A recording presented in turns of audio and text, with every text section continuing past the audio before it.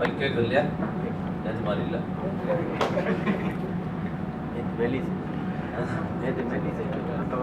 ஆமாம், இன்னைக்கு பெரியார்லாம் மைனஸ்.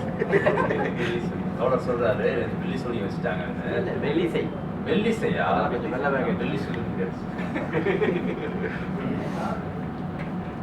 எக்மோர், சென்னையில் எக்மோர் பக்கம், சென்ட்ரல் பக்கம், தனியார் போக்குவரத்து இருக்கிற பக்கம் போனோம்னு வச்சுங்களேன், நடந்து நம்ம ரயில்வே ஸ்டேஷன் போகிறதுக்கு மாறி போவோம், இல்லைன்னா வேற பஸ் இடத்துக்கு போவோம் லோக்கலில் இருக்கிறவங்கள. ஆனால் அந்த பஸ்ஸுக்கு புரோக்கர் நிற்கிறவங்க, சார் மதுரை மதுரை மதுரை மதுரை திருச்சி திருச்சிம்பாங்க. டக்குன்னு போகிறவன எக்மோரில் வீட்டுக்கு சிந்தாதிரிப்படிக்கு போகிறப்ப மதுரையில் ஏற்றி விட்ற பாரு இருக்கிற மாதிரி என்னை திடீர்னு சிங்கப்பூருக்கு ஏற்றி விட்டு மீட்டிங் வர போட்டாங்க. இந்த மீட்டிங்கெல்லாம் எதிர்பார்க்கவே இல்லை நான். நம்ம விஜயபாஸ்கரும் ஜெகனும் வந்து சுற்றுலாவுக்கு 4 நாள் இருக்கு, சுற்றுலாவுக்கு வாங்க அப்படின்னு என்னைய மதிச்சு வெளிநாட்டுக்கு கூப்பிட்ட 2 பேர் அவங்க தான். அங்கே வந்ததுக்கு பிற்பாடு நேற்றைய நிகழ்ச்சி ரொம்ப சிறப்பாக இருந்தது. நேற்றைய நிகழ்ச்சிக்கு வந்தபோது நிறைய பேர் என்ன சொன்னாங்கன்னா, நாளைக்கு வர்றது கஷ்டம், நாளைக்கு வர்றது கஷ்டம், நாளைக்கு வர்றது சிரமம்னு நிறைய பேர் சொன்னாங்க. நாங்கள் நினச்சோம், நான் விஜயபாஸ்கர், அப்புறம் ஜெகனு, அப்புறம் நம்ம தோழர் மில்டனு, நம்ம இந்த தோழர், ஒரு 5-6 பேர் இருப்போம் அதிகபட்சம். இந்த பெரிய சாமிலாம் வந்துருக்கோம்லாம் இருப்போம். அதுக்கு மேலே பெருசாக ஒன்றும் இருக்க மாட்டோம். நம்ம தோழர் பிறகு நம்ம தோழர் எல்லாம் இருப்போம். வேறு யாரும் இருக்க மாட்டோம். ஒரு 10 பேர் இருப்போம். அவ்வளோதான் கலந்து விடன்னு நினச்சேன். ஏறக்குறைய நேற்று வந்தவர்களுக்கு குறைவில்லாமல் வந்திருக்கிறது. முதல்ல உங்கள் எல்லாருக்கும் என்னோட நன்றி தெரிவிச்சேன். இன்னைக்கு சிறப்புரை அப்படின்னா ஐயா தான். ஐயா சபாபதி பேசினாங்கல்ல, அருமையாக பெரியாரை நல்லா புரிஞ்சு, பெரியார் ரொம்ப அன்புமயம். கடவுள் இல்லை, நீ வந்து கடவுள் நம்பிக்கையா இருக்கிற ஒருத்தனை பார்த்து கடவுள் இல்லைன்னு சொல்ற தைரியம் இருக்குதுன்னா, வந்துட்டு ஒரு கோபம் இருக்குன்னா, அன்புனால தான் அதை சொல்றாங்கிறத இவ்வளவுதான் பெரியாருங்க. இது மாதிரி நான் என்ன சொல்றேன், அருமையா அதை சொல்லியிருக்காரு. ரொம்ப மகிழ்ச்சியா இருந்தது ஐயா பேச்சு எனக்கு இன்னைக்கு. இன்னொரு விஷயம், பெரியார் பற்றி பேசுவது, பெரியார் தமிழர்கள் இருக்கிறாங்க. பெரியார் வந்து உலக பகுத்தறிவாளர்கள் ஒருத்தர். உலகம் முழுக்க இருக்கிற பகுத்தறிவாளர்கள் லிஸ்ட், அப்புறமா மக்கள் மத்தியில் பெரிய மாற்றத்தை உண்டாக்கிய பகுத்தறிவாளர்கள் முதன்மையானவர் பெரியார். பெரியாரோட தமிழ்நாட்டில் பங்களிப்பில் இன்னைக்கு சிங்கப்பூர்ல வந்திருக்கிற தமிழர்கள் வரைக்கும் பெரியாரோட பங்களிப்பு இருக்குது. அப்படிங்கிறத பெரியார் யாரு, அவர் என்ன பண்ணாரு அப்படிங்கிறது தான் நான் பேசலாம் இருக்கிறேன். அவர் சாதாரண ஒரு புரிதலா பெரியாரை பற்றியான புரிதலாக. கும்புடுற சாமி என்கிற அடிமை தமிழையும், நமஸ்காரம் என்கிற பார்ப்பன ஆதிக்க சமஸ்கிருதத்தை ஒழிச்சு வணக்கம் என்கிற சுயமரியாதை மிக்க சொல்லை அறிமுகப்படுத்தியது பெரியார் இயக்கம். வணக்கம் என்கிற அந்த கழகச் சொல்லோடு என் உரையை தொடர்கிறேன். நேற்று, இன்று, நாளை அப்படின்னு தலைப்பு கொடுத்துருக்காங்க தோழர்கள். பெரியார் பற்றியும் ஐயா சாரங்கபாணி அவர்களை பற்றி ரொம்ப சிறப்பாக ஏறக்குறைய எல்லா விவரங்களையும் அவரே சொல்லிட்டாரு நம்ம விஜயபாஸ்கர். மீண்டும் அவரை நான் நினைவூட்டி திருப்பி பேசுவது, அவர் பேசியதே நான் திரும்பி பேசுகிற மாதிரி இருக்கும். ஒரே வார்த்தையை ஐயா சாரங்கபாணியை பற்றி சொல்லணும்னா, அவர் சிங்கப்பூரின் பெரியார் அப்படிங்கிறது அதை விட மிகப்படுத்தி சொல்ல முடியாது இல்லையா? இந்த மண்ணில் ஏறக்குறை 30களிலிருந்து ஆரம்பித்து இங்கே ஒரு இயக்கத்தை கட்டி தமிழர்கள் மத்தியில் பகுத்தறிவு மற்றும் தமிழ் உணர்வை கட்டினதில் ஒரு முதன்மையானவர் அப்படிங்கிறதெல்லாம் தொகுத்து அழகாக சொன்னார். நேரம் பெரியார் பற்றியே வந்திருந்தேன். நேற்று, இன்று, நாளை அப்படின்னு தலை கொடுத்துருக்காங்க பெரியார் பற்றி. பெரியார் நேற்று தான் இருந்தார், இன்னைக்கு இல்லை அவர் நம்மகிட்ட. நாளை பற்றி அவர் பேசுவோம். நேற்று என்கிற பெரியார், அது பெரியார் என்பவர் கடந்த காலம் இல்லை, எப்பொழுதும் இருக்கிற ஒரு நிகழ்காலமாகவே இருக்கிறார் பெரியார். அவரோட தத்துவம், அவரோட பேச்சு, எழுத்து என்பது நிகழ்காலமாக இருக்கிறது. நாம் சென்று தொட முடியாத ஒரு எதிர்காலமாகவும் இருக்குது அவரோட தத்துவம். அப்படி இருக்கிறார், ரொம்ப எக்ஸ்ட்ரீமா இருக்கிறார். அவர் நேரத்தில் எப்பவுமே இருந்ததில்லை. அவர் வாழும் காலத்திலே ஒரு நேரத்தில் இருந்ததில்லை, இன்னைக்கே ஒரு நேரத்தில் இல்லை, நாளைக்கே ஒரு நேரத்தில் இருக்க மாட்டார். எப்பொழுதுமே தாண்டிய ஒரு சிந்தனையாளராக பெரியார் இருக்கிறார். அவர் ஆரம்பம் நேற்று அப்படின்னு எடுத்துக்கிட்டீங்கன்னா, அவரோட ஆரம்பம், அவர் ஈரோட்டில் சேர்மேனாக இருந்த போத காலங்களிலே பார்த்தீங்கன்னா மக்களின் நலம் சார்ந்து இயங்குகிற பகுத்தறிவாளர் தான் இருந்தார். சும்மா கடவுள் இல்லைன்னு மட்டும் சொல்லிட்டு அது ஒரு சொகுசான நாத்திகம். வெறுமனே கடவுள் இல்லைன்னு சொல்லிட்டு ஒரு இன்டலெக்சுவலாக இருந்துக்கிட்டு ஜாலியாக இருக்கிறது அப்படிங்கிறது இல்லை பெரியாரோட பகுத்தறிவு என்பது. பெரியாரோட பகுத்தறிவு என்பது கடவுள் இல்லைன்னு ஏன் சொல்றாருன்னா, மக்களின் வாழ்க்கையில் கடவுள் நம்பிக்கை அவர்களின் மேம்பாட்டுக்கு எதிராக இருக்குது, அவர்களின் வளர்ச்சிக்கு எதிராக இருக்குது, அவர்களை இழிவுபடுத்துகிற தன்மைக்கு அது உதவியாக இருக்கிறதுங்கிற கண்ணோட்டத்தில் தான் கடவுள் எழுத்தார தவிர, மற்றபடி இது எல்லாவற்றையும் கடவுள் செய்யறதுன்னு சொன்னா அவர் மிக தீவிரமான பக்தராகவே இருந்திருப்பார் பெரியார். அதுதான் பெரியாரோட பகுத்தறிவு.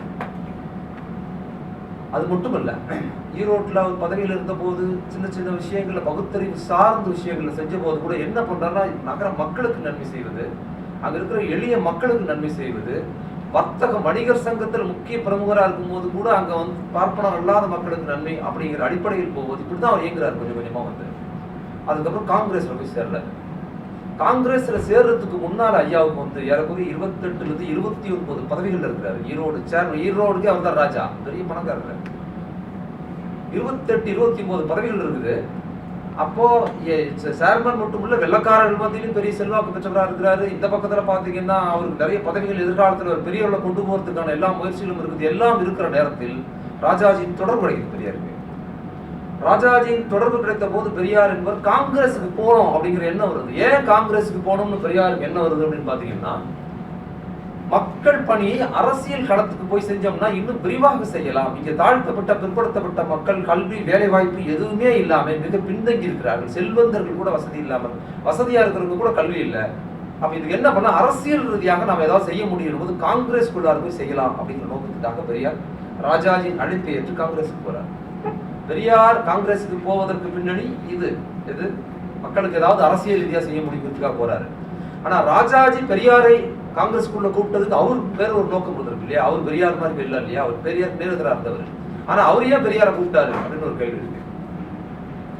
அந்த கேள்வி, ராஜாஜி ஏன் பெரியாரை கூப்பிடுறாருன்னு பாத்தீங்கன்னா, அன்னைக்கு தமிழக அரசியலில் பெரிய நெருக்கடி ஏற்படுது காங்கிரஸுக்கு. என்ன நெருக்கடி? பெரியார் போற காலம் 1919 காங்கிரஸ் போறாரு பெரியாரு. தமிழ்நாட்டில் காங்கிரஸ் மட்டும்தான் கட்சி, வேற கட்சியே கிடையாது. ஆளுங்கட்சி, எதிர்கட்சி, சின்ன கட்சி, பெரிய கட்சி, எல்லா கட்சியும் காங்கிரஸ் தான், வேற கட்சி கிடையாது. அப்படி காங்கிரஸ் ஏகபோகமான செல்வாக்கு இருந்த காலங்களில் காங்கிரஸ் எதிர்த்து ஒரு கட்சி ஆரம்பிக்குது, பார்ப்பனர் அல்லாத நீதி கட்சி, ஜஸ்டிஸ் பார்ட்டி ஆரம்பிக்கப்படுது 1916. டாக்டர் நாயர், டாக்டர் நடேசன், தியாகராயன், இவங்க 3 பேர் சேர்ந்து ஆரம்பிக்கிறாங்க. அது ஆரம்பிக்க வேண்டிய தேவை அன்னைக்கு சூழல் அதுவா அமையுது. அப்படி ஒரு தேவை ஒன்று உருவாகுது சமூகத்துல. அந்த தேவை உருவாகும் போது அந்த நீதி கட்சி என்பது பார்ப்பனர் அல்லாதவரின் இயக்கமாக அடையாளப்படுத்தப்படுது.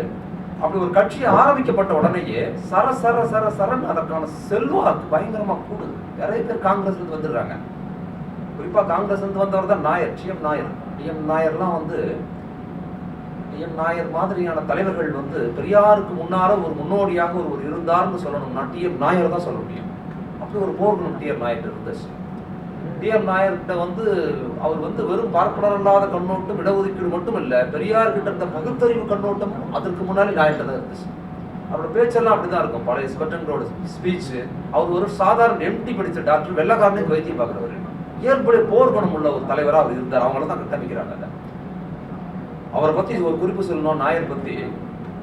நாயர் பத்தி ஒரு குறிப்பு சொல்லணும்னா, வெள்ளக்காரர்களுக்கு அவர் வந்து வைத்தியம் பார்க்கிற பெரிய, அந்த அளவுக்கு பெரிய மருத்துவர் அவரு நீதி கட்சி ஆரம்பிக்கப்பட்டது. அந்த நீதி கட்சி ஆரம்பிக்கப்பட்டதுல முக்கியமான பங்குல வந்து நாயர் தான் அதில் முதன்மையை வினையாற்றாரு. நாயர் காங்கிரஸ்ல இருக்கும்போது மிக தீவிரமான ஒரு காங்கிரஸ்காரரா இருக்கிறாரு. அப்பெல்லாம் சுப்பிரமணிய பாரதியார் அவரை பத்தி புகழ்ந்து எழுதுறாரு. இவரை போன்ற ஒரு தலைவர் யாருமே பார்த்ததில்லை, நாயர் மிக சிறந்தவர்னு காங்கிரஸ்குள்ள இருக்கும்போது. ஆனா நாயரே வந்து பின்னால வந்து நீதி கட்சியில சேர்ந்து கட்சி ஆரம்பித்த போது சுப்பிரமணிய பாரதியாரே எழுதுறாரு, நாயர் போன்ற தேச விரோதிகள் எழுதுறாரு. ஏன்னா இவர் பார்ப்பனர் அல்லாத இயக்கம் ஆரம்பித்ததுனால் பாரதியார் போன்றவர்களும் எதிராக மாறுறாங்க. அப்ப நாயரோட போர்க்குணம், அவர் எப்படி இருக்கிறாரு, எப்படிலாம் செயல்பட்டு இருக்கிறாருன்னு பாத்தீங்கன்னா, அவரோட அப்ரோச், அவர் எதையும் பார்க்கிற கண்ணோட்டம். அவர் வட்டமேசை மாநாட்டில் முதல்ல கலந்துக்கிறார். முதலியா கூப்பிட்ட வட்டமேசை மாநாட்டில் இறந்து போறாரு. அவர் காங்கிரஸ்குள்ள இருக்கும் போதே அவருக்கு இந்த எதிர்ப்பு, சீர்திருத்த மனோபாவம், நான் இது வந்து பெரியாரின் கூறுகளை நான் நாயர்கிட்ட தான் பாக்குறேன். காங்கிரஸ்ல இருக்கும் போதே நாயர் ஒரு பிரச்சனை வருது. திருவள்ளிக்கணியில் இருக்க பார்த்தசாரதி கோயில், தியாகராஜ செட்டியார் இருக்கு இல்லையா, அவர் வந்து நீதி கட்சி ஆரம்பிச்சவர் தான். அவரு காங்கிரஸ்ல முக்கிய பிரமுகராக இருக்கிறார். அப்போ அந்த பகுதியில் இருக்கிற அரசு கவுன்சிலர், ஏதோ ஒரு கவுன்சிலர் மாதிரி அல்லது ஏதோ ஒரு மாநகராட்சி பொறுப்புகள்ல தியாகராஜ செட்டியார் வந்து பெரிய பொறுப்புல இருக்கிறாரு. நாயரும் காங்கிரஸ் இருக்காங்க. நாயரும் அந்த பொறுப்புல, நாயர் வந்து அந்த பொறுப்புல இருக்கிறாரு. அந்த பொறுப்புல இருக்கும்போது அது என்ன ஆகுதுன்னா, அங்க இருக்கிற திருவள்ளிக்கேணியில் இருக்கிற ஒரு குளம் இருக்கு இல்லையா, அந்த குளத்தை வந்து அதிகமான தண்ணி, குடி தண்ணீர் ஊற்றி அதை வந்து குளிக்கிறதுக்கு அல்லது கோயிலுக்கு கொண்டு வரணும்னு ஒரு திட்டத்தை கொண்டு வரும்போது நாயர் தள்ளுபடி பண்றாரு. மக்கள் குடிப்பதற்கு தண்ணி இல்லாமல் சாகிற நேரத்தில் மக்கள் குடிக்கிற தண்ணியை கொண்டு போய் இந்த குளத்தில் கொண்டுவதற்கு நான் அனுமதிக்கவே மாட்டேன்னு சொல்லி போர்க்கணும் காங்கிரஸ் இருக்கும்போது நாயர்கிட்ட வந்துச்சு. ஒரு சின்ன கூறு அவர்கிட்ட நீதி கட்சி ஆரம்பிக்கிறாரு. அதுக்கப்புறம் ரொம்ப போர்க்குணத்தோட இயங்குறாரு. வெள்ளக்காரன் கட்டி அவர் அப்படிதான் பேசுவாரு. கப்பல்ல பயணம் பண்றாரு. அப்ப கப்பல்ல பயணம் பண்ணும்போது அவர் எப்பவுமே துப்பாக்கி வச்சிருப்பாரு நாயர். கப்பல்ல பயணம் பண்ணும்போது அப்ப வந்து ஒரு வெள்ளக்காரன் வந்து அவரை பார்த்து பிளாக்னு சொல்லியிருக்கான். பிளாக்னு சொன்ன வெள்ளக்காரனை பாக்கெட்ல துப்பாக்கி எடுத்து வாயில வச்சிருக்காரு. வச்சுட்டு மன்னிப்பு கேடு கூட்டிட்டு வெள்ளக்காரங்க இருந்து இந்தியர்கள் எல்லாம் கூட்டிட்டாங்க. ஒரு பெரிய அதிகாரியை வந்து வாயில ஒரு இந்தியர் வந்து வாயில துப்பாக்கி வச்சுட்டு மன்னிப்பு கேடுன்னு சொல்லிட்டு இருக்காங்க. எல்லாம் போய் வந்து என்ன மன்னிப்பு பிளாக் கருப்பன்னு நீ கவலமா பேசினா மன்னிப்பு கேட்டா விடுவேன்னு. யோ நீ வாயில வந்து துப்பாக்கி அடியா அப்பதான் மன்னிப்பு கேட்பான்னு சொல்லி அவர் மன்னிப்பு கேட்க வைத்தவர். அந்த மாதிரி போர்க்கணும். வெள்ளக்காரர்களோடு நாயரை பற்றி சொல்லும் போது இவர்கள் வெள்ளக்காரர்கள் கால்நக்கியாக இருக்கிறார்கள். நாயரை பத்து நாயர் நீதி கட்சி தலைவர்களே அதுக்கு வந்து காங்கிரஸ் தலைமை சொல்லிச்சு ராஜாஜி தலைமையில. அவர் திருப்பி பதில் சொல்றாரு. இதெல்லாம் பெரியாரோட கூறுக்காக சொல்றேன், நாயரோட கண்ணோட்டம். அவர் என்ன பதில் சொல்றாரு நாயர் பாத்தீங்கன்னா, இந்த பூட்ஸ் காலை நக்குகிற பழக்கம் எங்களுக்கு கிடையாது. புராண காலங்கள்ல இருந்தே ராமாயணத்திலே செருப்பு கொண்டு வந்து அரியணை வச்சு ஆண்டதே நீங்க தாண்டா, நான் இல்லை அப்படிங்கிறார் நாயர். என்ன சொல்ல இந்த செருப்பு ஆட்சியில் வைக்கிறது, செருப்பு கும்பிடுறதெல்லாம் எங்க பழக்கம் இல்லடா, புராணத்துல இருந்து நீங்க தாண்டா அதை பண்றீங்கன்னு நாயர் பேசியிருக்காருங்க. இதை அதோட விரிவாக்கம் தான் பெரியார். அப்ப அந்த நீதி கட்சி ஆரம்பிக்குது. அப்போ பெரிய நெருக்கடி காங்கிரஸுக்கு ஏற்படும் போது காங்கிரஸ் பார்ப்பனர் அல்லாத மக்களின் எதிர்கட்சியாக, பார்ப்பனர் அல்லாத மக்களுக்கான எதிரி கட்சியாக அடையாளப்படும் மக்கள் மத்தியில. அப்ப தன்னை தக்க வைத்துக் கொள்வதற்கு காங்கிரஸ் ஆட்கள் தேவைப்படுது. அப்போ பார்ப்பன எதிர்ப்பு மனோபாவம் கொண்ட ஈவே ராமசாமி நாய்க்கர் என்பவரை காங்கிரஸ்குள்ளார் கூப்பிட்டு வந்து அவரை வச்சுக்கிட்டு ஆர்கனைஸ் பண்ணோம்னா பார்ப்பனர் அல்லாத தக்க வைத்துக் கொள்ளலாம், நிறைய பார்ப்பனர் திரும்பவும் காங்கிரஸ்குள்ள சேர்க்கலாங்கிற நோக்கத்துக்காக ராஜாஜி கொண்டு வர. பெரியாருக்கு தெரியாது. அப்படிதான் ராஜாஜி அவரை உள்ள கொண்டு வந்து இழுத்து அவருக்கு வந்து 6 ஆண்டுகள் பதவியில் இருக்கிறாருங்க பெரியார். காங்கிரஸ் 6 ஆண்டு தான் இருந்தார். 19 போய் 25 வரைக்கும் இருக்காரு. அந்த 6 ஆண்டுகள் பதவி எங்க போனாலும் ஒரு அதிகாரம் தாங்க, யாரும் அவர் கீழெல்லாம் வச்சது இல்லைங்க. 6 ஆண்டுகள் 3 ஆண்டுகள் பொதுச் செயலாளர் வந்தாரு, 3 ஆண்டுகள் தலைவராக இருந்தார். அவ்வளவு அளவுக்கு ராஜாஜி முக்கியத்துவம் கொடுத்து வச்சாரு. ராஜாஜியின் நோக்கம் அது, ஆனா பெரியார் நோக்கம் இது. ஆனா அது தெரியாம காங்கிரஸ்குள்ள பெரியார் போயிட்டாரு. ஆனால் ஐயா சொன்ன மாதிரி பெரியார்கிட்ட வந்து எப்பொழுதுமே ஒரு அன்பு, அந்த அன்பில் ஒரு நேர்மை, எடுத்த கொள்கைகளுக்குள்ள நேர்மையாக இருப்பதுதான் பெரியார். அவர் சொல்ற விஷயத்துக்கு உண்மையா இருப்பாரு. காங்கிரஸ்குள்ள உள்ள போயிட்டாரு. உள்ள போய் என்ன பண்றாரு, இவர் உள்ளே ஒரு பார்ப்பனர் அல்லாத இயக்கமும் ஒண்ணு கட்டுறாங்க காங்கிரஸ்குள்ளார. அதற்கு பெரியாரை, திருவிக்கா, வரதராஜன் நாயுடு 3 பேர் ஒரு குழுவா போட்டு காங்கிரஸ்குள்ளார நீதி கட்சி சமாளிப்பதற்கு ஒரு பார்ப்பனர் அல்லாத அமைப்பே காங்கிரஸ் உருவாக்குது உள்ள ஒரு கிளையா. அதற்கு இந்த 3 பேரும் வச்சு இயக்குது. பெரியார் தங்கிட்ட பொறுப்பு தீவிரமா பாக்குறாரு. அவர் உண்மையா இருப்பார்ல. அப்ப காங்கிரஸுக்குள்ளேயே வந்து இந்த மாதிரியான விஷயங்கள் இருக்குதுன்னு சொல்லி வண்டியை நீதி கட்சி பக்கம் திருப்பதுக்கு பதில் வண்டி காங்கிரஸ் உள்ளே திருப்புறாரு. விட்டு ராஜாஜி சத்தியமூர்த்தி எல்லாம் சேசிங் நடக்குது உள்ள. உண்மையா நடக்கிறாரு. நீ கொண்டு வந்தது நன்மை, பார்ப்பனர் இல்லாத மக்களுக்கு நன்மை வரணுங்கிற, பார்ப்பன ஆதிக்கத்துக்கு எதிராக பேசி என்ன கொண்டு வந்த அது இங்கே இருக்குது அப்படின்னு சொல்லி கூட்டு வந்த வரம் கொடுத்த சிவன் தலையிலே கையை வச்சா நரகாசுரன் சொல்லுவாங்க இல்ல, அது மாதிரி ராஜாஜிக்கு எதிரான ஒரு அரசியலை உள்ள கொண்டு போறாரு. அப்படி ஆரம்பிக்குது அங்க. அப்புறம் என்ன பண்றாரு, நீதி கட்சிக்கு எதிராக பெரியாரை கொண்டு வந்தா பெரியார் நீதி கட்சிக்கு ஆதரவா பேசுறாரு. இதெல்லாம் நடக்குது. இந்த போர்க்குணம் தான் பெரியாரின் துவக்கம். அப்ப காங்கிரஸ் கட்சிக்கு உள்ள போகும்போது விஜயராக ஆச்சாரியார், நம்ம திருப்பி காங்கிரஸ் வெளியே உள்ள பெரியாரையும் போவோம்.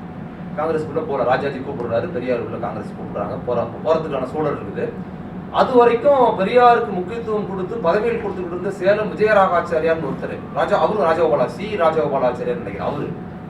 அவர் என்ன பண்றாரு, ஈரோடு, இது பெரியார் குறிப்பிடுறாரு, ஈரோடு ரயில் நிலையத்தில் வந்து சேலம் ராஜகோபால் ஆச்சாரியாரும் விஜயராகாச்சாரியாரும் அவருடைய மலையாள மனைவியும் ஈரோடு ஜங்ஷன்ல ரயில் பெட்டியில் உட்காந்துக்கிட்டு என்கிட்ட வந்து நீ காங்கிரஸுக்கு போகாத, நீ இங்கேயே இரு, உனக்கு ஏகப்பட்ட பதவிகள் இருக்குது, ஏன் எதிர்காலத்தை வீண் பண்ணிக்கிறான்னு என்னை மாறி மாறி கேட்டாங்க. நான் சொல்லிட்டேன், என்னோட 28 பதவிகளுக்கும் ஒரே ராஜினாமா கடிதத்தை கொடுத்துட்டேன் ஐயா. கொடுத்த கடிதத்தை திரும்பவும் வாங்கிக் கொள்வது அது வந்து ஒரு தன்மையற்ற செயல், நாகரிகமற்ற செயல். அந்த தவறை நான் ஒருபோதும் செய்ய மாட்டேன். இப்பெல்லாம் ராஜினாமா கடிதம் கொடுத்துட்டு மக்கள் எல்லாம் கேட்டுக்கிறாங்க, 2வது நாள் வாங்கிக்கிறாங்கல்ல. ராஜினாமா லெட்டர் கொடுக்கறதே திருப்பி கேட்பாங்க, என்ன கொடுக்கறது. ஆனா அப்படி பண்ணார் பெரியார். தன்னோட 28 தூக்கிட்டு காங்கிரஸுக்கு போறாரு, தலைவர் பதவி. காங்கிரஸ்குள்ள இருக்கிறாரு. காங்கிரஸ்குள்ள அவங்க கொண்டு வந்து பிரச்சனை கொண்டு போறாரு. காங்கிரஸ்குள்ளார இந்த பிரச்சனை ஓடுது. சேவல இது குருகுலத்துல கல்வி திட்டங்கள்ல தனி பந்திகள் நடக்கிற பிரச்சனை வருது காங்கிரஸ்குள்ளார. வாவேசி ஐயர் அவர் வந்து குற்றாலம் பக்கத்துல ஒரு சேரன்மாதேவி பிரச்சனையில வந்து தனித்தனி பந்திகள் நடக்கும்போது அதை காங்கிரஸ்குள்ளார நடக்குது. காங்கிரஸ் ஃபண்ட்ல இருந்து பணம் போகுது. அதுக்கு பெரியார் இருக்கிறார். அந்த ஃபண்டை சாங்ஷன் பண்ற இடத்துல பெரியார் இருக்கிறார். அங்க மாட்டிக்கிச்சு பிரச்சனை. இந்த மாதிரி சேலத்தில் இருக்கிற குருகுலத்துக்கு, வாவேசி ஐயர் நடத்துகிற குருகுலத்துக்கு காங்கிரஸ்ல இருந்து இவ்வளவு பெரிய தொகை மக்கள்கிட்ட வசூல் பண்ண தொகையை அந்த குருகுலத்துக்கு கொடுக்கணும்னு சொல்லும்போது அந்த ஃபண்ட் ஒவ்வொரு வருஷமா போய்கிட்டு இருக்கு. ஒரு வருஷம் போகும்போது அங்கு வரதராஜன் நாயுடு படிக்கிற அவங்க குடும்பத்து பையன், அவங்க யாரோ சொந்தக்கார பையனா யாரோ ஒருத்தர், அவருக்கு அங்க தனிபந்தி நடந்திருக்கு சாப்பாடு. அந்த செய்தி வந்த பிறகு பெரியார் என்ன பண்றாரு, பிளாக் பண்ணிடுறாரு பணத்தை. ஒரு குருக்குலம் காங்கிரஸ் நிதி கொடுக்குற ஒரு நிறுவனத்துக்குள்ளார இங்க வந்து ஒரே இடத்தில் வந்து வேறு வேறு பந்தி வைப்பதை ஒருபோதும் காங்கிரஸ் அனுமதிக்க முடியாது, அதுக்கு நான் நிதி கொடுக்க முடியாது, நிறுத்தி வைக்கிறாரு. பெரிய பிரச்சனையாகுது. அது குறுக்குள்ள பிரச்சனை முடிவு பெரியாரும் முடிவு கொண்டு வராரு. அது முடியுது. காங்கிரஸ்க்குள்ளார பிரச்சனை வந்த போருக்கு அங்கிருந்து கொஞ்சம் அடுத்த கட்டம் ஈரோட்டில் இருக்கும்போது சின்ன வடிவத்திலிருந்து அடுத்த அரசியல் கட்டத்துக்கு உயர்றாரு. அதுக்கப்புறம் அவரோட அரசியல் கண்ணோட்டம் இந்து மதத்துக்குள்ளார இருக்கிற சாதிய வேறுபாடுகளுக்கு எதிரான ஒரு தலைவராக உயர்ந்து அடுத்த கட்டத்துக்கு உயர்றாரு. காங்கிரஸோட தன்னை கூட்டிக்கிட்டு வந்த காங்கிரஸ் தன்னை அடியால் போல் பயன்படுத்துவது தெரிஞ்சதுக்கு அப்புறம் காங்கிரஸுக்கு எதிராக மாறுறாரு. நீதி கட்சிக்கு ஆதரவாக மாறுறாரு. நாயர் போன்ற நீதி கட்சி, அதுக்கு பின்னால் வந்த நீதி கட்சி தலைவர் ஆதரிக்கிறார். இவ்வளவு பிரச்சனைகளுக்கு பிற்பாடு பெரியார் காங்கிரஸ் விட்டு வெளியே வர்றாரு 25ல். நீதி கட்சி மிக தீவிரமாக ஆதரிக்கிறாரு. மிக தீவிரமாக அப்பிருந்த பனகல் அரசர் ராமநாய நிங்கர் அப்படிங்கிறவர் தான் நீதி கட்சியின் தலைவர். அவரோட ஆட்சி மிக முக்கியமான ஆட்சி, ராமநாய நிங்கர் ஆட்சி. அவர் ஆட்சியில தாங்க முதல் முறையாக எல்லா கோயில்களையும் அரசுடைமையாக்கிறதே அவர் ஆட்சியில தான் ஆகினாங்க. அது மட்டுமல்ல, முக்கியமான விஷயம், இன்னைக்கு தமிழகத்தில் மருத்துவ கல்வின்னு ஒண்ணு இருக்கு இல்லையா, மருத்துவ கல்வியை படிப்பதற்கு நுழைவுத் தேர்வு வச்சிருக்கிறாங்க. அப்ப இருந்தது, அப்பவும் ஒரு நுழைவுத் தேர்வு இருந்தது. அவர் ஆட்சியில தான் அந்த நுழைவுத் தேர்வில் என்ன வந்து வைக்கிறான் அப்படின்னு பாத்தீங்கன்னா, அது அலோபதி மெடிசன். அந்த மாடர்ன் மெடிசன் வெள்ளக்கார கொண்டு வந்த நுழைவுத் தேர்வுல மெடிக்கல் காலேஜ் படிக்கணும், நான் நுழைவுத் தேர்வுக்கு சமஸ்கிருதத்தை வைக்கிறான். வெள்ளக்காரனுக்கு சமஸ்கிருதத்துக்கு சம்மந்தம் இல்லை. சரி, சமஸ்கிருதத்துல படிச்சா மெடிக்கல் படிக்கிறதுக்கு டேர்ம்ஸ் இருக்குதுன்னா அதுக்கும் சம்மந்தம் இல்லை. ஆயுர்வேதமா இருந்தாலும் சமஸ்கிருதத்துக்கு லாஜிக் இருக்குது. அப்ப சமஸ்கிருதம் எதுக்கு வைக்கப்பட்டது என்றால், சமஸ்கிருதம் யாருக்கு தெரியுமோ அவர்கள் மட்டும்தான் நுழைவுத் தேர்வில் வெற்றி போக முடியும், மீதிதான் தோத்துருவாங்க என்பதற்காக நுழைவுத் தேர்வில் வெள்ளக்கார ஆட்சியிலே சமஸ்கிருதம் இருந்தது. அதை நீக்கிறவர் பனகலரசர். எப்படி நீக்கிறாரு? மதுரையில் ஒரு சம்பவம். அவர் பனகலரசர் முதல்வராக இருக்கிறாரு. மதுரையில சமஸ்கிருத மாநாடு நடக்குது. சமஸ்கிருத மாநாட்டுக்கு சிறப்பு விருந்தினராக பனகலரசர் அழைக்கப்படுறாரு. அங்க போறாரு. போனா சமஸ்கிருதம் யாரு தெரியும், சமஸ்கிருதம் யாரு படிச்சிருப்பாங்க, அவங்க தான் நடத்துறாங்க. ஒரு மாகாண முதல்வர் அங்க வந்திருக்கிறாருன்னு கூட மரியாதை கொடுக்காம அவர்கள் சமஸ்கிருதத்திலே பேசுறாங்க. அவர் ஒருவர் தான் அந்த இடத்துல இருந்து சமஸ்கிருதம், அதை பார்ப்பனர் அல்லாத ஒரே நபர் யாருன்னா அந்த இடத்துல பனகலரசர் தான். எல்லாரும் சமஸ்கிருதத்திலே பேசுறாங்க, சமஸ்கிருதத்திலே நிகழ்ச்சி நடந்துகிட்டே இருக்குது. அதுல என்ன வேடிக்கை, நான் நீதி கட்சியை கொடுத்து கேலி கிண்டலும் சமஸ்கிருதத்துல பேசி கைவிட்டு சிரிச்சுட்டு இருக்கிறாங்க. பனகலரசர் அமைதியா உட்கார்ந்துருக்கிறாரு.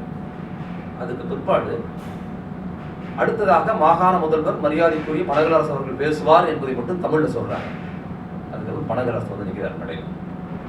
இந்த ரஜினிகாந்த் படத்துல, பழைய எம்ஜிஆர் படத்தெல்லாம் நடக்காது இந்த மாதிரி காட்சி நடக்குது. பார்த்து மேடையில் வந்து நின்ன உடனே அந்த படத்தில் எம்ஜிஆர் படத்தில், ரஜினி படத்துல எல்லாம் கிராமத்துல இருந்து வருவாங்க, அதுக்கு ஒரு டீஸ் பண்ணுவாங்க, அதுக்கப்புறம் வருவாங்க. அது மாதிரி ஒரு பொசிஷன்ல நிற்கிறாரு. பனகலரசர் முன்னால் பேச ஆரம்பிக்கிறாரு. தன்னோட சொற்பொழிவை முதல் வார்த்தையிலிருந்து கடைசி வார்த்தை வரை சமஸ்கிருதத்திலே பேசுறாரு. ஏன்னா அவர் சமஸ்கிருதத்தில் எம்ஏ படிச்சாருங்கிறது இவங்களுக்கு தெரியாது. அவர் சமஸ்கிருதம் எம்ஏ படிச்சவர், ஸ்காலர். அது வரைக்கும் பேசி சமஸ்கிருத சொற்பொழிவிலே ரொம்ப பொய்டிக்கான சொற்பொழிவை இவர் நடத்துறார். ராமநாயகர் என்னெல்லாம் கேள்வி பண்ணி கிண்டல் பண்ணாடுகளோ அதையெல்லாம் பதில் சொல்லி நெத்திட்டு அடிக்கிறாரு. வெட்கப்பட்டு போகுது அந்த மாநாட்டு, சமஸ்கிருத மாநாட்டு. வந்ததுக்கு பிற்பாடு போட்ட முதல் உத்தரவு, ராமநாயகர் போட்ட முதல் உத்தரவு, நுழைவுத் தேர்வில் சமஸ்கிருதம் என்பதை நீக்கின உத்தரவு தான் முதல்ல போட்டார். பாகிஸ்தான், சவுதி அரேபியா, அரேபியா, இலங்கை, இன்னும் பல்வேறு நாடுகள்ல இருக்கிறவங்க எல்லாம் வந்து ட்ரீட்மெண்ட் எடுக்கிற பகுதியாக இன்னைக்கு சென்னையில் இருக்கிற மருத்துவர்கள் மாறி இருக்கிறாங்கன்னா அது 25ல் பனகலரசு போட்ட உத்தரவு தான் முக்கிய காரணம். ஏன் அப்படின்னு கேட்குறீங்களா? அதுக்கப்புறம் மருத்துவத்துறையில் எத்தனை இஸ்லாமியர்கள், சாலமன் விக்டர்னு ஒரு கிறிஸ்துவர், அவர் வந்து சர்வதேச லெவல்ல இருதய மாற்று பண்றதுல பெரிய ஆளா வந்திருக்கிறார். எத்தனை முஸ்லீம்கள் டாக்டர், இன்னைக்கு சர்வதேச லெவல்ல டாக்டர் எல்லாம் முஸ்லீம்கள் தமிழ்நாட்டிலிருந்து உருவாயிருக்கிறாங்க. எவ்வளவோ மக்கள் எளிய தாழ்த்தப்பட்ட சமூகத்திலிருந்து, மிக பிற்படுத்தப்பட்ட சமூகத்திலிருந்து, ஓரளவுக்கு வசதியா இருக்கிற குடும்பத்திலிருந்து படித்து மருத்துவத்துக்கு வந்தவர்கள் யாருன்னு பாத்தீங்கன்னா அது பனகலரசு போட்ட உத்தரவுனால தான் நடந்திருக்குது. அந்த கூறு அதெல்லாம் ஆதரிக்கிறார் பெரியார், கடுமையா ஆதரிக்கிறார்.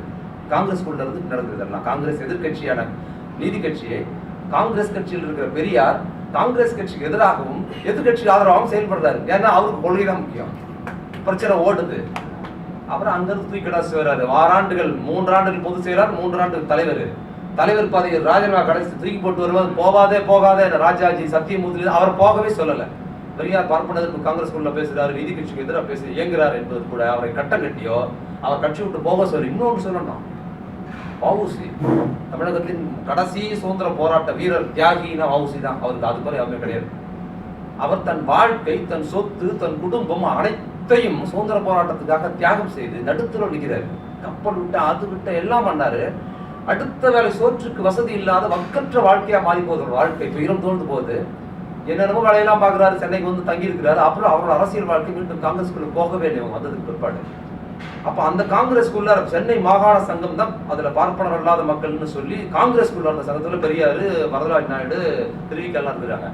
அதுல வஉசி போன்ற பெரிய தலைவர்கள், வஉசி விட பெரிய, அவரை ஒரு சாதாரண ஆளா போடுறாங்க காங்கிரஸ்குள்ளார. மோசடி. வஉசிக்கு அந்த நிலைமை. காங்கிரஸ்குள்ளார சிண்டுவார் அல்லாதனால வஉசி இருக்கிறாரு. பெரியார் சும்மா இருப்பாரா? வஉசிக்கு பெரியாருக்கு எந்த தொடர்புமே கிடையாது. வஉசிக்காக சண்டை போடுறாரு ராஜாஜி கிட்ட, சத்தியமூர்த்தி கிட்ட. ஒரு பதவிக்கு வஉசி கூடாதுன்னு சத்தியமூர்த்தியும் ராஜாஜி சொல்லும் போது அவருக்கு தான் கொடுக்கணும்னு சண்டை போட்டு அந்த பதவியை வஉசிக்கு வாங்கி கொடுக்குறாரு பெரியார். கட்சிக்குள்ளார பிரச்சனையாகுது. அதுக்கப்புறம் பெரியாரின் கருத்துக்களால் வஉசி மிகப்பெரிய அளவில் ஈர்க்கப்படுறாரு. பல்வேறு கூட்டங்கள்ல பெரியாரோட கலந்துக்கிறார். சுயமரியாதை இயக்கம் ஆரம்பிச்சதுக்கு பிற்பாடு கூட, வெளியே வந்ததுக்கு பிற்பாடு கூட, கோயில்பட்டி பக்கம் ஒரு கிராமத்துல பெரியாரு, வஉசி எல்லாம் பெரியார் கட்சி காங்கிரஸ் விட்டு வெளியே வந்துடுறாரு. அதை நான் சொல்லிடுறேன். நீதி கட்சி தீவிர ஆதரிக்கிறார் பெரியார். இவ்வளவு ராமநாயகர் ஆதரிக்கிறார். இந்த கட்சி இடஒதுக்கீடு கொள்கைகளுக்காக அந்த கட்சி மிக தீவிரமா ஆதரிக்கிறார் பெரியார். காங்கிரஸ் விட்டு வெளியே வரும்போது அவர் நீதி கட்சிக்குள்ள போல. ஏன் நீதி கட்சிக்குள்ள போல, ஏன் நீதி கட்சி இவ்வளவு ஆதரிக்காதுக்குள்ள போனா, பெரியார் வளர்ந்துருந்தாரு, அரசியலா வளர்றாரு. அவர் என்னன்னா, பார்ப்பனர் அல்லாத உணர்வும் வெறும் இடஒதுக்கீடு அரசியல் மட்டும் இல்ல, அவரோட கொள்கை சாதி ஒழிப்பு. நீதி கட்சிக்காரது கிடையாது. எல்லாருக்கும் பின்னால முதலியாரு, செட்டியாரு, நாயுடு இப்படிதான் இருந்தாங்க. பெரியார் அது பிடிக்கல. 25 நீதி கட்சிக்குள்ளார் போகாமல் அவர் தனி அமைப்பாக சுயமரியாதை இயக்கம் ஆரம்பிக்கிறதுக்கு காரணம் என்னன்னா, அவர் ஒரு சாதி ஒழிப்பு மனோபாவம் கொண்டதனால் நீதி கட்சியின் இடஒதுக்கீடு கல்வி வேலைவாய்ப்பு திட்டத்துக்கு தான் ஆதரிக்கிறாரே தவிர நீதி கட்சிக்குள் சாதி ஒழிப்புக்கான எந்த கொள்கையும் இல்லை என்பதனால் ஒரு தனி இயக்கம் ஆரம்பிக்க கட்டாத்துக்கு பெரியார் 25 பெரியார் என்கிற ராமசாமி நாயக்கர் பெரியாராக உருவாவதற்கு முன் நிபந்தனைகளை உருவாக்குறார். வஉசி விஷயத்துக்கு வரேன். அதுக்கப்புறம் வஉசி இணைகிறாரு. வஉசி கோயில்பட்டில் கூட்டம் நடக்குது. வஉசி எவ்வளவு பெரிய தியாகியா இருந்தவர். அந்த கூட்டத்துல வந்து வஉசி வந்து பெரியாருக்கு முன்னால் அவர் பேசுறாரு. என் தலைவர் பெரியார், பெரியாரை வந்து என்னோட தலைவர்னு வஉசி பேசுறாரு. இவ்வளவு பெரிய கருத்துக்கள், இவ்வளவு நாள் இதெல்லாம் தெரியாம இருந்துட்டேன், அவர் தான் எனக்கு வழிநடத்துறாரு, அவர் தான் என்னுடைய தலைவர்னு வஉசி பேசுறாரு. அவர் பேசி முடிச்சதுக்கு அப்புறம் பெரியார் பேசுறாரு. அவர் பெருந்தன், என்னோட பண்பாளர் பெரியார்ங்கிறது சொல்றேன். ஐயா சொல்றாரு, என் ஐயா வந்து என்னை தலைவர்னு சொன்னாங்க வஉசி ஐயா. அவர் தலைவராக இருப்பதற்கு எனக்கு அருகதை கிடையாது. ஏன்னா அவர் வந்து இந்த நாட்டுக்காக தன் வாழ்க்கையே தியாகம் செய்து சிறையில் கல்லொடுத்து செற்றெழுது கொண்ட பொழுது நான் மைனராக காவிரி கரையில் சுற்றித் திரிந்தவன், நான் அவருக்கு தலைவராக இருக்க முடியாதுன்னு சொல்லுகிற நேர்மை பெரியார் ஒருவருக்கு தாங்க இருந்துச்சு. மேடையை மறுக்கிறாருங்க, மேடையே மறுக்கிறாரு. அந்த யாரோ மத்தவன் தான் சொல்லியிருப்பாங்க. அப்பவே அடியில 10க்கு 15 டிஜிட்டல் போர்டு, வஉசி என் தலைவர், வஉசி என் தலைவர் பெரியார், வஉசி வாங்கிட்டு போட்டு விளம்பரம் கொடுத்துருப்பாங்க ஒரு பக்கத்துக்கு. மறுக்கிறாரு. அவ்வளவு பண்பாளர். ஏன்னா அந்த கண்ணோட்டம் அவர்கிட்ட இருந்துச்சு. அப்படி இப்படிதான் பெரியார் ஒவ்வொரு கட்டமா வளர்றாரு. அப்ப சுயமரியாதை இயக்கம் ஆரம்பிக்கின்ற பிற்பாடு அவரோட அரசியல் அது வரைக்கும் இருந்த செயல்பாடு காங்கிரஸ்குள்ள இருந்து அது டெவலப் ஆகுது. காங்கிரஸ்ல இருந்து காஞ்சிபுரம் மாநாட்டில் தான் தகராறு. திருவிக்கா, வரதராஜ நாயுடு, பெரியார் இவங்க மூணு ஒரே சிஸ்டர் இயங்குறாங்க. பெரியாரின் வேகத்துக்கு திருவிக்காவிலேயே வரதராஜ நாயுடு ஈடு கொடுக்க முடியவே இல்லை. அவங்க எல்லாம் கடைசியில் காங்கிரஸுக்கு பின்னாலே போயிடுறாங்க. இவர் பிடிச்சி இழுக்கிறாங்க.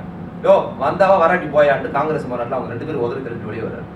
அதுக்கப்புறம் இவங்க காங்கிரஸ் பின்னால போறாங்க. இவங்களால ஒன்றும் செயல்பட முடியல.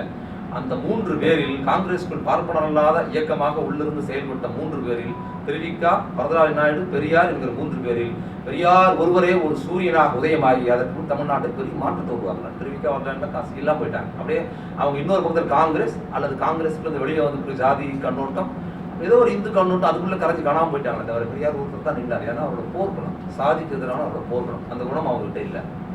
இப்படி உருவாகுறாரு. அப்ப சுயமரியாதை இயக்கம் ஆரம்பிச்சதுக்கு பிற்பாடு பெரியார் அதுல என்ன பிரதானப்படுத்துறாரு அப்படின்னு பாத்தீங்கன்னா, இப்போ இது வரைக்குமே பார்த்துப்போம் பெரியார் என்ன பிரதானப்படுத்தி இருக்கிறாருன்னு பார்த்துப்போம். கடவுள் மறுப்பை எங்கேயுமே அவர் பேசல. இவ்வளவு இடங்கள்ல நான் சொன்ன வரைக்கும் எங்கேயாவது கடவுள் மறுப்பு பேசியிருக்கிறாருன்னு பாத்தீங்கன்னா கிடையாது. சுயமரியாதை இயக்கம் ஆரம்பித்த பிற்பாடு கூட கடவுள் மறுப்பு பேசல. அப்போ பெரியாரோட அடிப்படை கொள்கை என்னன்னு பாத்தீங்கன்னா சாதி ஒழிப்பு தான் அவரோட கொள்கை. சாதி ஒழிப்பு தான் பெரியாரோட கொள்கை. பெரியார் கடவுள் மறுப்பு எப்படி போனார் அப்படின்னு பாத்தீங்கன்னா சாதி ஒழிப்பின் வழியாக தான் கடவுள் மறுப்பு போனார். அதனாலதான் சாதியை எந்த மதம் எந்த கடவுள் தூக்கி பிடிக்குதோ அதை தூக்கி போட்டுட்டு வேற மதத்துக்காக போ அப்படின்னு பரிந்துரை பண்ணார். அப்போ கடவுள் மறுப்பு என்பது பெரியாரின் சாதி ஒழிப்பின் அடுத்த கருவியை தவிர அது முடிவானதல்ல. எல்லா இடத்துலையும் கடவுள் இல்லை, அது பகுத்தறிவு, அவரோட நிலை, அது இன்டலெக்சுவல். அவரோட கடவுள் இல்லை இந்த மாதிரிலாம் இருக்குதெல்லாம் பேசினாரு. இப்போ கட்சிக்காரங்க வரணும்னா உறுப்பினராக இருக்கணும்னா கட்சி அவங்களாம் கடவுள் மறுப்பாளராக இருக்கணுங்கிறது. ஆனால் மக்களுக்கு முழுமையாக பரிந்துரைக்கல. வெவ்வேறு மாற்றங்கள சாதி இல்லாம இரு, திருமணம் எதை எடுத்தாலும் அதுக்குள்ள சாதி ஒழிப்பு தான் வைப்பார் பெரியார். எல்லா இடங்கள்லையும் பாத்தீங்கன்னா 25 ஆரம்பிக்கிறாரு, அதுக்கப்புறம் 29 ஒரு மாநாடு போடுறாருங்க. சுயமரியாதை இந்த மாநாடு செங்கல்பட்டுல 1929 பிப்ரவரி மாசம் 18, 19 நடக்குது. இன்னைக்கு சொல்றேங்க, நான் துணிஞ்சு சொல்றேன், இன்றைய தேதி நான் இங்க இருந்து சிங்கப்பூர்ல இருந்து பேசுற வரைக்கும் சொல்றேன், இன்னைக்கு வரைக்கும் பெரியார் 29 பிப்ரவரி மாசம் 17, 18, 19 போட்ட அந்த மாநாட்டுக்கு இடையான தீர்மானங்களை இந்தியாவில் இதுவரை எந்த கட்சி போடலங்க, போடவே முடியாது. கற்பனை செய்து பார்க்க முடியாதுங்க. இன்னைக்கு பேசுவதற்கு தயங்குகிறதெல்லாம் தீர்மானம் கொண்டாடுறாரு. அவ்வளவு தில்லு. பெண்கள் பெண் உரிமை குறித்து அன்னைக்கு பெரியார் போட்ட தீர்மானத்தை இன்றைய நவநாகரீக பெண்கள், குறிப்பாக இன்னைக்கு நம்ம பாக்குறோம், இங்க எனக்கு சிங்கப்பூர்ல பிடித்தது இந்த பெண்கள் ரொம்ப இந்த உடை வேறுபாடுகள் இல்லாம பெரியார் விரும்பிய ஒரு பெண்கள் மாதிரி அவங்க சாலைகள் நடந்து போறது பார்க்கும் போதெல்லாம் பெரியார் தான் எனக்கு நினைவு வர்றாரு. அந்த பெண்கள் கூட பெண் உரிமை அவர் பேச முடியாதுங்க. ஒரு வளர்ந்த நாடுகள்ல, அமெரிக்கா, ஐரோப்பியா போன்ற வளர்ந்த நாடுகள்ல இன்னைக்கு எவ்வளவு இன்டலெக்சுவலா இருக்கிற பெண்ணியம் பேசுற பெண்கள் கூட பெரியார் பேசி பெண்ணியத்துக்கிட்டே வரவே இல்லை. இன்னும் அவ்வளவு துணிவா பேசுறாரு பெண்ணியம், அவ்வளவு எக்ஸ்ட்ராடனரியா போறாரு. அவர் உலகம் முழுக்க பெண்ணியம் பார்த்தீங்கன்னா உலகத்தில் அவர் எக்ஸ்ட்ராடனரியா பேசுறாரு. என்ன பேசுறாரு அந்த மாநாட்டில் பேசுறாரு, எவ்வளவு அன்பு. ஐயா சொன்னார்ல பெரியார் பற்றி அன்பு மக்கள் மேல. பெண்கள் பார்க்குறாரு, கண்ணுக்கெல்லாம் எது நடக்குதோ அவங்களுக்கெல்லாம் குரல் கொடுக்குறாரு. அந்த மாநாட்டில் பல்வேறு தீர்மானம் போடுறாரு, சாதிகளுக்கு முக்கியமான தீர்மானம் போடுறாரு. அப்போ நீதி கட்சியோட தான் இயங்குது. ஃபண்டட் நீதி கட்சி தலைவர்கள் தான் பெரும்பாலும் பெரியாருக்கு பணம் கொடுக்குறாங்க. எல்லாம் பெரிய பெரிய செட்டியாரு, முதலியாரு, நாயுடு, இவங்க தான் கட்சிக்கு பெரியாரோட தொடர்ந்து இருக்கிறவங்க. 29 மாநாடு நடக்குது, செங்கல்பட்டு மாநாடு. அதுல ஒரு முக்கிய தீர்மானம் கொண்டு வர்றாரு. என்ன தீர்மானம்னா, அது தாழ்த்தப்பட்ட மக்களுக்கான முக்கியமான தீர்மானங்கள் தமிழ்நாட்டில் முதல் முறையாக அவர் தான் கொண்டு வர்றாரு. தாழ்த்தப்பட்ட மக்களுக்கு தனி பள்ளிக்கூடங்கள் வரணும் அப்படின்னு கொண்டு வர்றாரு. அந்த தனி பள்ளிக்கூடங்கள்ங்கிறது சும்மா பள்ளிக்கூடம் நடத்து அது படிக்கிறதுன்னு கிடையாது. தாழ்த்தப்பட்ட சமூகத்தை சேர்ந்த குழந்தைகள் வந்து படிக்கிறாங்கன்னா அவங்கள படிக்க வைக்கிறது குடும்பத்துக்கு வசதி கிடையாது. படிக்க வைப்பதற்கான அனைத்து வசதிகளையும் அரசே செய்யணும். அது மட்டுமல்ல, படிக்க வைக்கிற வசதி கொடுத்தா அந்த பசங்களுக்கு உணவே கிடைக்கிறதே சிரமம். அந்த பசங்க படிக்கிற வரைக்கும் அந்த பசங்களுக்கு ஹாஸ்டல் தங்கும் விடுதி கொடுக்கணும், அவர்களுக்கு முழுமையான உணவு கொடுக்கணுங்கிறத முதல் முறையாக தீர்மானம் போட்டவர் அவர் தாங்க 29. அது சாதி ஒழிப்பு நோக்கம். கீழே இருந்து சாதி ஒன்று பார்த்துக்கணும். சாதி ஒழிப்பை கீழே இருந்து பார்க்கணும். நீங்க சாதி ஒழிப்பை எப்படி பேசணும்னா, எந்த சாதி இருக்கிற சாதிகளிலே மிக கடைசி நிலையில் சாதி படிநிலை கீழே இருக்குதோ அந்த சாதி நிலையில் இருந்து நீங்க சாதியை பார்த்தீங்கன்னா எல்லா சாதிக்காரும் கொண்டு வர. அதை பெரியார் பார்த்தார், அதுல இருந்து கொண்டு வந்தார். இதையெல்லாம் கூட அங்கீகரித்தவர்கள் ஒரு கட்டத்தில் இன்னொரு தீர்மானம் கொண்டு வர்றார் பெரியார். முக்கியமான தீர்மானம் என்ன தீர்மானம் பாத்தீங்கன்னா, ஒவ்வொருவரும் தன் பெயருக்கு பின்னால் ஜாதி பெயர் போட்டுக் கொள்வதை கூடாதுங்கிற ஒரு தீர்மானத்தை கொண்டு வர பரிந்துரை பண்றார் கட்சிக்குள்ளார்.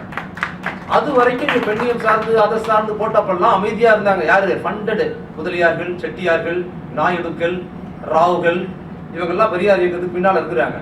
பெரியார் ஈவே ராமசாமி நாயக்கர் தான் இருக்கிறாரு. எல்லாரும் அமைதியா இருந்தவங்க பெரியார் கொண்டு வந்து தன் மாநாட்டின் முதன்மையான தீர்மானம் தன் பெயருக்கு பின்னால் ஜாதி பெயர் போட்டுக் கொள்வதை ஒழிக்கணும் தீர்மானம் கொண்டு வராரு. பயங்கர தகராறு. யாரு? பெரிய பெரிய ஆட்கள்லாம், அந்த முதலியார், இந்த செட்டியார், இந்த இவர், அவரு, நாயுடு எல்லாம் வந்து இந்த நீங்க என்னென்னமோ கொண்டு வரீங்க அதெல்லாம் செய்யுங்க, எங்களுக்கு மகிழ்ச்சி, நாங்க எதுவும் சொல்லலை, எங்களுக்கு உடன்பாடு இருக்கு இல்லைங்கிறது ரெண்டாவது, நீங்க பண்ணுங்க, தாழ்த்தப்பட்ட மக்களுக்கு பெண்களுக்கான உரிமையை போடுங்க, எல்லாம் பண்ணுங்க, நான் ஒன்றும் கேட்கல. ஆனால் தன் பெயருக்கு பின்னால் ஜாதி பெயர் போட்டுக்கொள்ள கூடாதுங்கிற தீர்மானத்தை நீங்க கொண்டு வரவே கூடாது. அது நமது கௌரவம், நமது உரிமையும் சட்டை போடுறாங்க. எல்லாரும் பேருக்கு பின்னால் ஜாதி பேர் போட்டுக்கொள்வது இல்லை. முதலியாரு, செட்டியாரு, பார்ப்பனர்கள் அல்ல, பார்ப்பனர் அல்லாத மக்களை டார்கெட் பண்றாரு பெரியார். பேருக்கு போட்டுக்காதுங்க. பெரியாருக்கு ஃபைட் நடக்குது. பெரியார் தனி ஆளா இருக்கிறாரு. ஆதரவாளர்கள் எல்லாம் எதிராக மாறிட்டாங்க. பணம் கொடுக்குறவெல்லாம் மாறிட்டான் மாநாட்டுக்கு. என்ன பண்ணுவாங்க நம்ம? ஐயா இதுக்கு ஏங்க எவ்வளவு கோலப்படுறீங்க? தான் அடிச்சுட்டேன், உங்களுக்கு என்ன ஜாதி பேர் போட்டுக்கொள்வது நமக்கு பெருமையின் தீர்மானம் போட்டா முடிஞ்சுது அப்படின்னு தான் சொல்லுவாங்க. என்ன முடியாது. சண்முகம் செட்டியார் இந்தியாவின் முதல் நிதியமைச்சராக இருந்தவர், கோவை சேர்ந்தவர். அவர் பெரியார் பட்டுவன். பெரியார் சொன்னா என்ன செய்வார் அவர். ஆனா இதை ஒத்துக்கல அவர். இதெல்லாம் செய்றீங்க, ஆனா ஜாதி பேர் வேணாம்னு சொல்றது என்னால ஒத்துக்க முடியாதுங்க, நீ அந்த தீர்மானத்தை கொண்டு வரக்கூடாதுங்கிறாரு பெரியார். சண்முகம் செட்டியார் உட்பட பெரியார்கள், நாயுடுக்கள் எல்லாருக்கும் உட்பட எல்லாருக்கும் சேர்த்து ஒரு குரலா ஒத்த குரல்ல சொல்றாரு, மாநாட்டு தீர்மானம் இதுதான், இருந்தா நீ மாநாட்டுல இரு, இல்லைன்னா நீ கொடுத்த காசுக்கு அங்க இருக்கிற தட்டி சேர எதை தூக்கிட்டு போட்ட. புரிஞ்சுது? தீர்மானத்தை நிறைவேற்ற யாருமே ஆதரவு தெரிவிக்கலங்க. அதுதான் தலைவன். அந்த போர்க்குணம் அவர்கிட்ட 73 வரைக்கும் சாதிக்கிறதுக்கான போர்க்குணம் அப்படி இருந்துச்சு. அப்ப அந்த மாநாட்டு தீர்மானம் அது எவ்வளவு அவர் எவ்வளவு அரசியலா இருக்கிறாரு, எவ்வளவு உண்மையா இருக்கிறாரு சொல்ற இந்த தீர்மானம் தாங்க அவரு. அந்த தீர்மானத்தை கொண்டு வந்து நிறைவேற்றுறாருங்க. அதுல யாருமே ஆதரவு இல்லை. 2 பேர்கள் தான் அவருக்கு ஆதரவு தெரிவிக்கிறாங்க கட்சிக்குள்ளார. இந்தியாவிலேயே தமிழ்நாட்டில் இல்ல, இந்தியாவிலேயே முதல் முறையாக தன் பெயருக்கு பின்னால் ஜாதி பெயரை போட்டுக்கொள்ள மாட்டேன் அறிவித்த முதல் 3 பேர் தமிழ்நாட்டில் செயல்படதான். 3 பேர் ஒன்றும் தெரியாது. இன்னொருத்தர் யாருன்னு பாத்தீங்கன்னா சவுந்தர பாண்டியன் நாடார்னு ஒருத்தர் இருந்தாரு. இன்னைக்கு பாண்டி பஜார் நீ போறீங்கல்ல, தியாகராய நகர், அதெல்லாம் மாத்திட்டாங்க. அது சவுந்தர பாண்டி பஜார், டி நகர்னு சொல்றாங்க. தியாகராய நீதி கட்சி காலத்தில் மேற்கு மாம்பலத்தின் ஏரி, அது மேற்கு மாம்பலத்தின் ஏரி பகுதியை நீதி கட்சி ஆட்சிக்கு வந்ததுக்கு பிற்பாடு அவர்கள் உருவாக்கி நகரம் தான் தியாகராய நகர். அதுக்கப்புறம் டி நகரம் மாத்திட்டாங்க. நீங்க எங்க திருமணினாலும் தியாகராய நகர்ல பனகல் பார்க் இருக்கும், அவர் முதல் மந்திரி. நடேசன் பூங்கா இருக்கும், அவர் நீதி கட்சிக்காரரு. நாயர் பார்க் இருக்கும், நீதி கட்சிக்காரரு. அபிபுல்லா சாலைன்னு இருக்கும், அவர் நீதி கட்சி எம்எல்ஏ. உஸ்மான் சாலைன்னு இருக்கு, அவர் நீதி கட்சி எம்எல்ஏ. அது நீதி கட்சியால் உருவாக்கப்பட்ட நகரம். அந்த அந்த நீதி கட்சியால் உருவாக்கப்பட்ட அந்த நகரம் எல்லாமே நீதி கட்சியில் பெரிய தலைவர்களாக இருந்தவங்க, எல்லாருமே சாதி பேரோட இருந்தவங்க. பெரியார் அந்த தீர்மானத்தை கொண்டு வந்து நிறைவேற்றுறதுக்கு இவ்வளவு எதிர்ப்பு வந்ததுக்கு அப்புறம் அந்த சவுந்தரபாண்டி, அதை சொல்ல வந்தல, சவுந்தரபாண்டியன்கிறவர் அவர் பேர்ல தான் சவுந்தரபாண்டி பஜார் என்பது நீதி கட்சி பிரமுகராக இருந்ததுனால தான் அவர் பேர்ல சவுந்தரபாண்டி பஜார் தான் வந்தது. அதற்கு பின்னால எப்பவுமே இது மாதிரியான அமைப்புகள் இருக்கும்போது பேரை கட் பண்ணிடுவாங்கல்ல, தியாகராய நகர டி நகரா மாத்தினது, சவுந்தரபாண்டி பஜார் சவுந்தரபாண்டியனா மாத்திரம். அந்த சவுந்தரபாண்டியன் இன்னொருத்தர் வந்து ராமச்சந்திர சேர்வை. இவங்க 2 பேர் ஐயா. இவங்க 3 பேர் தான் அந்த மாநாட்டில் தன் பேருக்கு பின்னால் ஜாதி பேர் திறக்கிறாங்க. சவுந்தரபாண்டியன், இனி நான் சவுந்தரபாண்டியன் நாடார் அல்ல, நான் இனி சவுந்தரபாண்டியன் தான் மேடையில் அறிவிக்கிறாரு. ராமச்சந்திர சேர்வை ஐயா சொல்லிட்டாரு, அவர் சொன்னா சரியா இருக்கும். ராமச்சந்திர சேர்வை, நான் ராமச்சந்திர சேர்வை அல்ல, இனி நான் ராமச்சந்திரன் தான் சொல்லி இந்தியாவிலேயே 1929 இந்த 3 பேர் தான் தன் பெயருக்கு பின்னால் ஜாதி தூக்கி கிடச்சிட்டாங்க. பெரியார் அன்னைக்கு பண்ணாருங்க. என்ன இந்த மாநாட்டில் தீர்மானம் போட்டாரு, கொள்ளங்க மாநாடு, இது பெரிய விஷயமா கிடைக்கலாம். ஆனால் இப்போ சொல்றேன், 29 பெரியார் போட்ட தீர்மானத்துக்கு உண்மையாக தன் அரசியலை தொடர்ந்து செயல்பட்டு மிக குறிப்பாக இடைநிலை சாதிகள் மத்தியில் யாரெல்லாம் தன் ஜாதி உயர்வான ஜாதி கருதுனாங்களோ அவங்க மட்டும் அவங்க ஜாதியே திட்டி பேசி தன் பெயருக்கு பின்னால் ஜாதி பெயரை போட்டுக் கொள்வதற்கு வெட்கப்படும்படியான ஒரு சூழலை பெரியார் தான் உருவாக்குனாரு. அன்னைக்கு 29 பெரியார் ஒருவருக்கு தான் பின்னால ஜாதி பேர் இல்லாம கட் பண்ணி வந்தாங்க, 2 பேர் வந்தாங்க. பெரியார் சாகும் போது தமிழ்நாட்டில் ஒருவனுக்கும் தன் பேர் பின்னால் ஜாதி பேர் இல்லாம மாத்தித்தான் செத்தான். என் தலைவன் எவ்வளவு செய்யலைங்க, இந்தியாவில் எவ்வளவு கிடையாது. இந்தியாவில் இன்னைக்கு அவனுக்கு கிடையாது, அன்னைக்குல இன்று இந்த நிமிஷம் வரைக்கும் இந்தியாவில் கேரளா, கர்நாடகா, ஆந்திரா எந்த ஊர் போனா சர்நேம்பான், அவனுக்கு பின்னால் ஜாதி பேர் இருக்கு. இது வந்து ஜாதி உணர் வந்து வேற அமைப்பு, காங்கிரஸ், பிஜேபி ஜாதி உணர்வு கம்யூனிஸ்ட் கட்சிக்காரனே அப்படித்தான் இருக்கிறான். சோம்நாத் சட்டர்ஜி, பட்டாச்சாரியா, நம்பூதிரிபாடு, இன்னைக்கு சுதாகர் ரெட்டின்னு ஒருத்தர் வந்திருக்காரு சிபிஐ, இன்னைக்கு இப்போ வந்திருக்கிறாரு. கம்யூனிஸ்ட் கட்சிக்காரனே தன் பெயருக்கு பின்னால் ஜாதி பெயர் போட்டுக் கொள்வது நியாயம்னு கருதுற மனோபாவம் இன்று வரை இருக்கிற சூழல்ல 29 பேரை தூக்கி எடுத்த ஒரே தலைவன் இந்தியாவில் தந்தை பெரியார் ஒருவர் தாங்க. இவ்வளவு பெரிய மாற்றம் கற்பனை பண்ணி பார்க்க முடியாது. சாதிக்கு எதிராக இன்னைக்கு பேசுறதுல எவ்வளவு பிரச்சனைகள் இருக்கு. அன்னைக்கு பேசுறாரு, அது உண்மையா நடக்கிறாரு. என்ன பண்ணாரு பெரியார்னா இதான் பண்ணிருக்காரு. எல்லாரும் தூக்கலாம். 3 பேர் இருந்தாங்க, தமிழ்நாடே மாத்தினார் சாதி பேர். சாதி பெரியார் இயக்கத்தில் இருக்கிற முற்போக்காளர்களோ சாதி உணர்வு அற்றவர்களோ மட்டும் தன் பேருக்கு பின்னால் பேர் போடுறது இல்லை. அது மட்டும் இல்ல, சாதி சங்கம் வச்சிருக்கிறவங்க, சாதி சங்க தலைவர்கள் கூட தன் பெயருக்கு பின்னால் சாதி பெயர் போட்டுக் கொள்வதற்கு வெட்கப்படும்படியான மனநிலையை பெரியார் உருவாக்கிறார். இதுதான் பெரியாரோட வெற்றி. என் ஜாதி தான் பெரிய ஜாதின்னு சொல்றவங்க கூட ஜாதி பேர் போட்டுக்கிறது இல்லைங்க. இன்னைக்கு வேற வேற முறை வருது. அது வந்து டக்குன்னு வர முடியாதுக்கு என்னன்னா பெரியாரோட 70 ஆண்டான உழைப்பு அப்படி வேலை பார்த்துருக்கிறாங்க. அதனாலதான் ஆளாளுக்கு எல்லா ஜாதிகாரனும் பெரியார் திட்டாங்க. எல்லா ஜாதிகாரனும் பெரியார் ஏன் திட்டாங்கன்னா பெரியார் ஜாதிக்கு வெளியே இருக்கிறதுனால திட்டுறாங்க. மற்ற தலைவர்களை ஏன் திட்டுறதுன்னா மற்ற தலைவர்லாம் ஜாதி உள்ள இருக்கிறதுனால அந்த தலைவரை திட்டினா அந்த ஜாதிகாரன் வந்து வெட்டுவான் அப்படின்ற பயத்தினால திட்டுறது. இந்த கண்ணோட்ட மதிப்பு இருக்குது. ஜனநாயகத்தன்மை பெரியார்ட்ட, ஜாதிக்கு எதிரான மனோபாவம், பெண்ணிய கருத்துக்களை பார்க்கும்போது கூட அதுல சாதி எதிர்ப்பு இருக்கும். பெண்களுக்கான கல்வி 23 மாநாட்டில் கல்வி வேலை வாய்ப்புகள் போடுறாரு. பள்ளிக்கூடங்கள்ல வேலைக்கு எடுத்தா ஆரம்ப பள்ளிக்கூடங்கள்ல பெண்களை தான் வேலைக்கு எடுக்கணும்னு தீர்மானம் நிறைவேற்றுறாரு. இதுல பெண்கள் கொடுக்கணும்னு. அதை விடங்க பெண்களுக்கு திருமண வயது, சிறுமிகளை திருமணம் செய்து வைக்கிற ஒரு பண்பாடு தான் நமது பண்பாடு. அப்படிதான் இருந்தது சமூகம். அவர் கண்டதற்கு குழந்தைகளுக்கு கல்யாணம் பண்றானுங்க, வயதில் மூத்தவெல்லாம் கல்யாணம் பண்ணிக்கிறாங்கிற கொடூரத்தை கண்முன்னால் பாக்குறாரு பெரியாரு. அதுக்கு ஒரு தீர்மானம் கொண்டு வர்றாரு. கட்டாயமாக அப்போ வந்து 8 வயது 9 வயது 10 வயதுக்குலாம் குழந்தைகள் கல்யாணம் பண்ணுறாங்கல்ல, அதை பார்த்து ஒரு தீர்மானம் போடுறாரு அன்னைக்கு 29 செய்யக்கூடிய மாநாட்டில். பெண்களுக்கு திருமண வயதை இந்த மாதிரி சட்டமா கொண்டு வந்து 16 வயதுக்கு முன்னால் பெண்களுக்கு திருமணம் செய்வதை கிரிமினல் குற்றமாக அறிவிக்க வேண்டும் 29 தீர்மானம் கொண்டாந்தாருங்க. 16 வயதுக்கு கொண்டாந்து திருமணம் பாடுபட்டாரு. அதுக்கப்புறம் தான் 18 வந்தது. இவ்வளவு உழைப்பு பெண்கள் சார்ந்து பேசுறதுல சாதியை கண்ணோட்டம் பார்க்கறது, சாதி எதிர்ப்பு மனோபாவம் இருக்கிறது, இப்படி நிறைய கூறுகள்ல பெரியார் தொடர்ந்து இயங்குறாரு. அதுல இன்னொரு முக்கியமான தீர்மானம் உணவு பத்திங்க. எவ்வளவு அந்த மாநாட்டு தீர்மானம் கிடைத்தா வாய்ப்பு இருக்கிற தொடர்ந்து வாங்கி படிச்சு பாருங்க. எவ்வளவு அன்பா இருக்கிற எல்லாம் அந்த தீர்மானத்தில் ஒவ்வொரு தீர்மானம் அவ்வளவு முக்கியத்துவம் வாய்ந்தது. உணவு பத்தி போடுறாருங்க. உணவு நாட்டுல பஞ்சத்துக்கு சாகிறா மனுஷன் அடுத்த வேற உணவுக்கு சிரமப்படுற நாடாக நம்ம நாடு இருக்குது. இந்த நாட்டில் கல்யாணத்தில் வீணாகிற உணவை போன்ற ஒரு மோசடி வேறு இந்த உலகத்தில் எந்த நாட்டிலும் நடக்காது. இது ஒரு அயோக்கியத்தனம். திருமணங்களில் 3 வேளை 3 நாள் திருமணம் நடப்பது, 1 நாள் திருமணம் நடப்பது, 3 வேளை உணவு போடுறதெல்லாம் தடை செய்து திருமணம் ஒரே வேளை உணவோட செய்யணும், சட்டம் கொண்டு வரணும் 29 தீர்மானம் போடுறாருங்க. இன்னைக்கு எப்படி இருக்குது? இன்னைக்கு கல்ச்சரே தமிழ்நாட்டில் மாறி இருக்குதுங்க. இன்னைக்கெல்லாம் பார்த்தாருன்னா பெரியார் கொந்தளிப்பாரு. என்னன்னா இன்னைக்கு கல்ச்சர் தன்னோட திருமணம் என்பதே பெரும்பாலும் குடும்பங்கள்ல நடுத்தர வர்க்கம் தன்னோட கௌரவத்தை காட்டுற ஒரு முறையா தான் திருமணத்தை நடத்துறாங்க. கல்யாணம் என்பது 2 பேர் சேர்த்து வைக்கிறதுன்னா அதுக்கு கும்பலே தேவையில்லை. அவங்க சேர்ந்துப்பாங்க. சேர்ந்துக்கிட்டா நம்மளால சேர்ந்து ஒருத்தர் உள்ள போய் பிரிக்கிறாங்கல்ல. அப்ப திருமணம் என்பது ஸ்டேட்டஸ். அந்த ஸ்டேட்டஸ் பாதிக்கும் போது தான் ஜாதி வருது, வர்க்கம் வருது, இதெல்லாம் வருது. அப்ப அந்த கௌரவத்தை காட்டுவதற்கு எவ்வளவு செலவு பண்றோங்கிறது தான் திருமணத்தோட ஸ்டேட்டஸ். அந்த செலவில் உணவு எத்தனை பரிமாறணும் அப்படிங்கிறது தான் வரும். அதுவே ஊதாரித்தனம்னு 29 பேசினாரு. என்ன பண்ணிருப்பான்? பொதுவா தமிழர்கள் மத்தியில் ஒரு பழக்கம் இருக்கும். ஒருத்தனை பார்த்து கல்யாணம் ஆகாத ஒருத்தனை பார்த்து குறியீடா பேசுறது. தம்பி என்னப்பா, அப்புறம் என்ன எப்போ வடபாயசத்தோட சாப்பாடு போட போற அப்படின்னா எப்போ கல்யாணம் பண்ணிக்க போறேன்னு அர்த்தம். இன்னைக்கு கல்யாணத்துல அப்படி கேட்க முடியாது. யாரும் கேட்கறதும் இல்லை. எந்த கல்யாணத்துல வடபாயசமே போறது இல்லை இன்னைக்கு. ஏன்னா வேறு ஒரு பண்பாடு எப்பவுமே நம்மளுக்கு மேல பொருளாதாரத்தை வளர்ந்திருக்கிறவங்களோட பண்பாடு என்னவோ அதுபோல் தன் பண்பாடை மாற்றிக்கொள்ள வேண்டிய மனோபாவம் எல்லா கீழ்நிலையில் இருக்கிற வர்க்க மனோபாவங்களோட இருக்கும். அது மாதிரி நம்ம கல்யாணத்தை நடத்தணுங்க. அப்ப தமிழ்நாட்டுக்குள்ள என்ன இன்ஃபுளுன்ஸ் ஆயிருக்கிறது உணவு முறையில் பாத்தீங்கன்னா, மார்வாடி வீட்டு திருமணங்களோட இன்ஃபுளுன்ஸ் தமிழ்நாட்டில் அதிகமா வந்திருக்கு.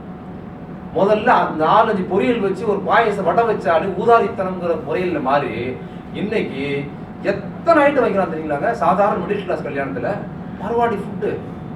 பெண்கள் நம்ம ஊர் பெண்கள் பெரியார் புடவையே கட்டாத பேண்ட் சட்டை போட்டு இன்னைக்கு இந்த பெண்களை பார்க்கும்போது ஐயா அன்னைக்கே சொல்றாரு 20-29 சொல்றாரு.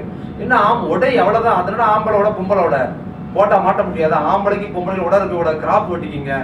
கிராப் வெட்டிக்கிற பெண்களுக்கு 500 ரூபாய் நான் பணம் தருவேன்னு சொல்லி 1930 அறிவிக்கிறாருங்க. 500 ரூபாய் 30 எவ்வளவு யாருமே வாங்கல 500 ரூபாய். இன்னைக்கு நம்ம அமைப்பு ரீதியா பெரியார் கருத்துக்கு பேசுகிற பெண்களே கிராப்புக்கு வரதுக்கு தேங்குறாங்களா? மற்ற பெண்கள் எப்படி வருவாங்க? அப்ப அறிவிக்கிறாரு 500 ரூபாய். அவளுக்கு கஞ்சன்னு சொன்ன பெரியாரு பெண்கள் கிராப் போட்டிக்கிட்டு 500 ரூபாய் கொடுக்குறேன்னாரு. 30ல இன்னைக்கு 500 ரூபாய் அமௌண்ட் என்ன தெரியுமா? 1 லட்சம் ரூபாய் கிட்ட வரும் அந்த அமௌண்ட். பாத்தீங்கன்னா சவரன் கணக்கு போட்டீங்கன்னா அதிகமாவே வரும். அறிவிக்கிறாரு, யாரும் வாங்கல. அப்ப எல்லாம் அவர் இப்படி பாக்குறதுக்கு உணவுக்கு எதிராக பேசுறாருங்க. இது ஊதாரித்தனமா இருக்குது. திருமணத்துல உணவு பண்றான். இன்னைக்கு மார்வாடி ஃபுட் ஏற்கனவே கோணவாயி இந்த மாதிரி இப்ப அதுல கோட்டுவாவாறு சேர்ந்துருக்கு. நம்ம தமிழர் உணவு முறையில ஏகப்பட்ட ஃபுட்டு.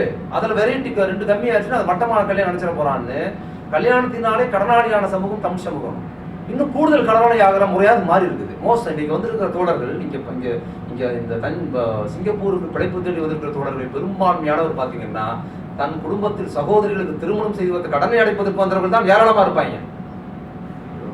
ஐயா அன்னைக்கே சொன்னாரு, யோ கல்யாணம்லாம் அவங்க பார்த்து பண்ணிக்கணும்டா, ஏன்டா உள்ள புகுந்து நீங்க குழப்பம் பண்றீங்க.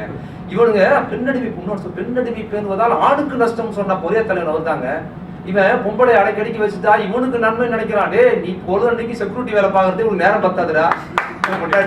நீ நிம்மதியா இருக்க முடியாது. கற்புன்னு ஒன்று வச்சுட்டு அவர் கற்போடு இருக்கிறாளான்னு கண்காணிக்கிறதே ஒரு வேலையாடா. ஏன்டா இதெல்லாம் ஒரு மானங்கட்ட வாழ்க்கைன்னு கேட்கிறாரு பெரியார். சுதந்திரமா விடுறா நீ ஏன்டா கண்காணிக்கிற? கல்யாணம் அவங்க நடத்திக்கிட்டோம். எந்த வகையில் பெண் சுதந்திரமாக வருகிறாளோ அந்த அளவு ஆண்களுக்கு தான் நன்மை அது அப்படின்னு சொல்ற. வரதட்சணை அப்படிதாங்க. யோசிச்சு பாருங்க. அக்காவுக்கு வரதட்சணை கொடுத்து 10 சவரன் போடணும், 2 லட்சம் ரூபாய் ரொக்கம் கொடுக்கணும்னா அக்காவும் அம்மாவை போய் சம்பாதிக்க போறது இல்லை, அப்பாவும் அண்ணனும் தான் சம்பாதிக்கணும். அக்காவும் அம்மாவும் என்ன பண்ணுவாங்க, மூணுல உட்காந்து அழுவாங்க. இந்திய சமூகத்தில் பெண்கள் வேலைக்கு போறது இல்லை. ஐயோ இந்த கல்யாணத்தை எப்படி நடத்துறது, ரொம்ப கஷ்டப்படுறோமே, இருமா நான் எங்கேயாவது கடன் வாங்கி கொடுத்து சிங்கப்பூருக்கு வேலைக்கு போயாவது கடன் அடைச்சிடுறோமா அப்படின்னு சொல்லிட்டு கிளம்பி வந்தவங்க தான் அதிகம். தேவையாது. இதுதான் பெரியார் கேட்டார். அப்போ இந்த திருமணம் அது சார்ந்த விஷயங்கள்ல சாதி ஒழிப்பு, அது சார்ந்த விஷயங்கள்ல உணவு வீணு, இது எல்லாமே சாதி பின்னணி பார்க்கிறாரு. இது எல்லாம் எடுத்துட்டா தமிழர்கள் இன்னும் சிறப்பாக வாழ முடியும், இன்னும் சிறப்பாக வரணுங்கிற மனோபாவத்தை பெரியார் பேசுறாரு. அவர் பேசிய தமிழ் தேசியம். நிறைய இன்னைக்கு தமிழ் தேசியம் பேசுகிறவர்கள் பெரியாருக்கு எதிராக பேசுகிற மனோபாவம் இருக்குது. பெரியார் வந்து தமிழர் இல்லைன்னு சொல்றது, பெரியார் தமிழ்நாட்டுக்கு எதிராக பேசினாருங்கிறது, அதெல்லாம் கிடையாது. பெரியாரோட நோக்கம் இது. பெரியாரோட சாதி இருப்பு பிடிச்சிக்கிட்டு இதுக்குள்ள வந்தீங்கன்னா 73 வரைக்கும் நீங்க போகலாம். மாறாக நீங்க பெரியார் உங்களுக்கு பிடிச்ச மாதிரிலாம் பிடிச்சிக்கிட்டீங்கன்னா நீங்க பெரியாரோட பயணம் பண்ண முடியாது. பெரியார் வெறும் இடஒதுக்கீடு தான் பெரியாரோட கொள்கை அப்படின்னு எடுத்துக்கிட்டீங்கன்னா நீங்க வந்து 29 முன்னாடியே தங்க வேண்டியதுதான். அவர் போயிடுவார் 60க்கு. நீங்க 55 பெரியார் வந்து தமிழ் தேசியம் பேசுவாரு, தனிநாடு கோரிக்கை தான் பெரியாரோட கோரிக்கைன்னு நீங்க பேசுனீங்கன்னா அவர் அதுக்கப்புறம் 65 கடந்து அவர் போய்கிட்டு இருப்பாரு. நீங்க ஏதாவது ஒண்ணு சொல்லிக்கிட்டு இதுதான் பெரியார் நீங்க பிடிச்சி வச்சுக்கிட்டீங்கன்னா அதுக்குள்ள அவர் கிடையாது. அவர் எதில் இருக்கிறார் அப்படின்னு பாத்தீங்கன்னா அவர் சாதி ஒழிப்புக்குள்ள இருக்கிறாரு. நீங்க சாதி ஒழிப்புக்குள்ள பெரியார்கிட்ட 20ல போனாலும் 73 வரைக்கும் நீங்க பயணம் பண்ண முடியாது. பயணம் பண்ண முடியாது. தமிழ் தேசியம்னு பேசும்போது கூட பெரியார் என்ன சொல்றாருன்னா, தமிழ் தேசியம் வந்ததுன்னா இங்க பேரில் ஆதிக்க சாதிக்காரர்கள் பார்ப்பனர்கள் செல்வாக்கு பெற்று இருக்க மாட்டார்கள், சாதி வேறுபாடுகள் இருக்காது, தமிழெல்லாம் ஒன்னா இருப்பான்ல, அதுக்காக தமிழ் தேசியம் பேசுறாரு.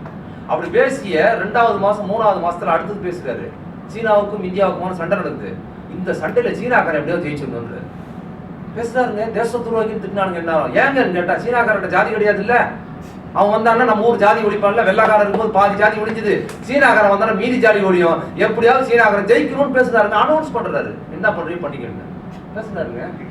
ஏன்னா ஜாதி ஒழிப்பு தான் இருக்கு. தண்ணி தேச துரோகின்னு சொல்லிக்கிறியா, எனக்கு அவசியம் நான் தேச துரோகியாக இருப்பதால் இந்த ஜாதி ஒழியும்னா நான் 1000 முறை தேச துரோகியாக இருக்க சம்மதிக்கிறேன்னு சொல்லுவேன். இப்ப போனவங்க நீங்க பெரியாரை பார்க்கலாம், இல்லைன்னா நீங்க பெரியார் புரிஞ்சிக்கவே முடியாது. சாதி ஒழிப்புங்கிற கண்ணோட்டம் நமக்குள்ள வந்தாதான் பெரியார் உலகத்தின் மாபெரும் தலைவராக தெரிவார். இல்லைன்னா நீங்க வந்து பெரியாரை பிடிச்சிருந்தாலும் கூட நீங்க பெரியாரோட ஜாதி உட்பட போலன்னா நீங்க கடவுள் இல்லை கடவுள்னு சொல்லிக்கிட்டே இருக்க வேண்டியது. அதுக்கு பெரியார் கிடையாது. கடவுள் இல்லைன்னு சொன்ன பெரியார் தான் இஸ்லாத்தை பரிந்துரைக்கிறாரு.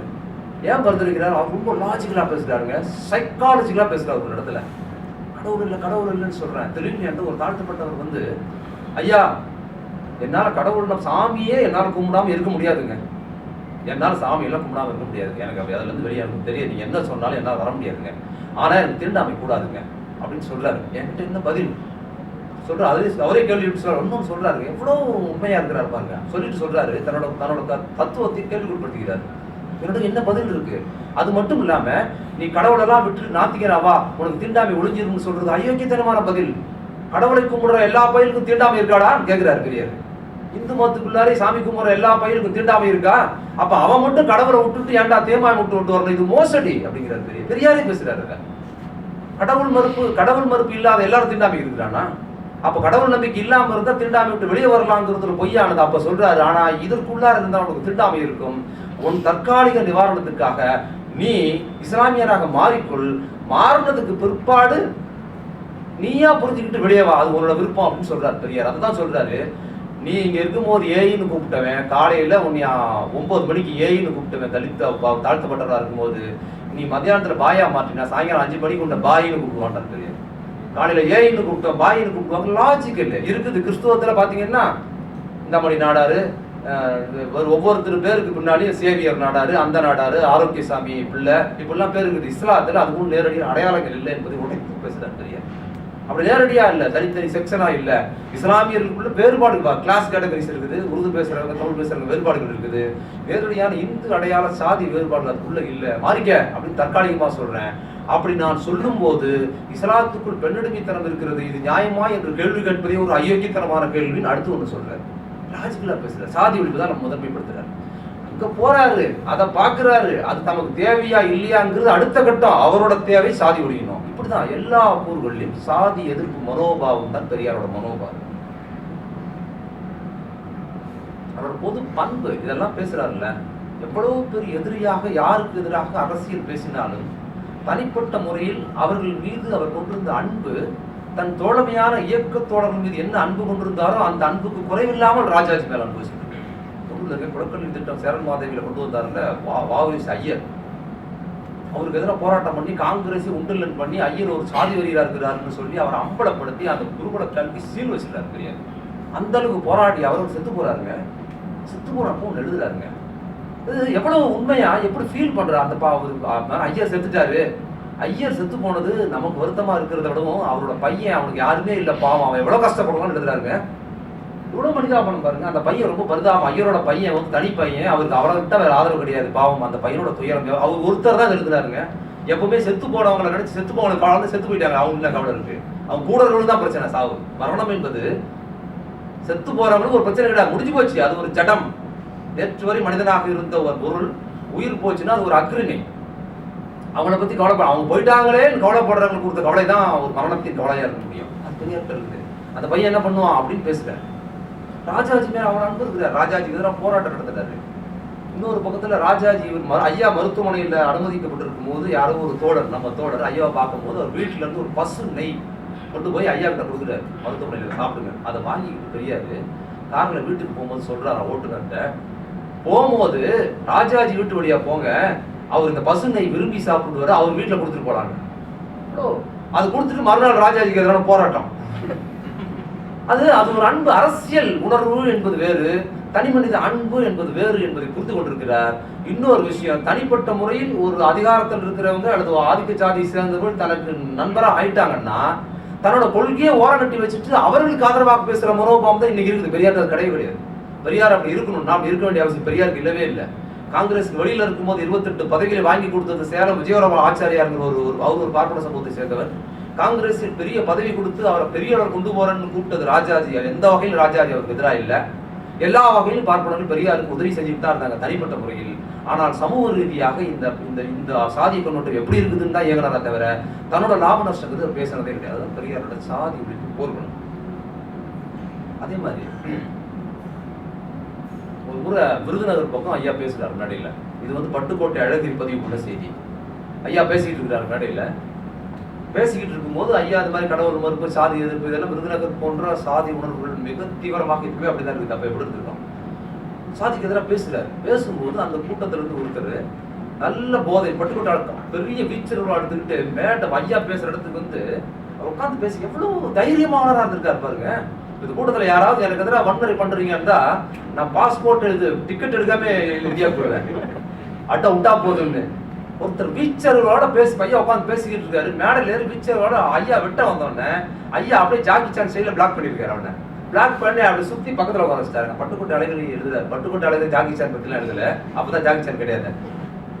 அப்படி சுத்தி அடிச்சு எல்லாரும் பதட்டம் ஆயிட்டாங்க. எல்லாரும் ஐயா வந்த உடனே அப்படி பிடிச்சிருக்காங்க, பிளாக் பண்ணி அந்த கத்தியோட பிடிச்சி பக்கத்துல உட்கார வச்சுட்டாராம். உட்கார வச்சுட்டு அப்புறம் பாத்தீங்கன்னா இந்த ராமாயணத்துல அப்படின்னு பேசுறாராம். கத்தியோட உட்காந்துருக்கான் பக்கத்துல வெட்ட வந்திருந்தேன். பயமே இல்லை.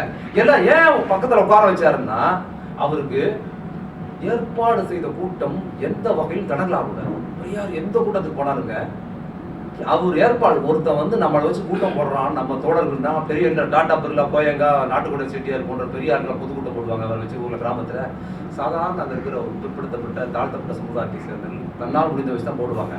கஷ்டப்பட்டு கூட்டம் வந்திருக்கு, 10 பேர் வந்திருக்காங்க. இந்த கூட்டம் கலைஞ்சிடக்கூடாது, இவங்க கொள்கையை பரப்பணுங்கிற நோக்கம். தன்னை அடிக்க வந்துட்டாங்கிறதுனால இது விட்டு ஆயிடுச்சுன்னா கூட்டம் கலைஞ்சிரும். இது ஒரு முக்கிய காரணம். அடுத்து இன்னொரு காரணம்னா இவனை அடிச்சே கொண்டுருவாங்க. இதான் நடக்கும்.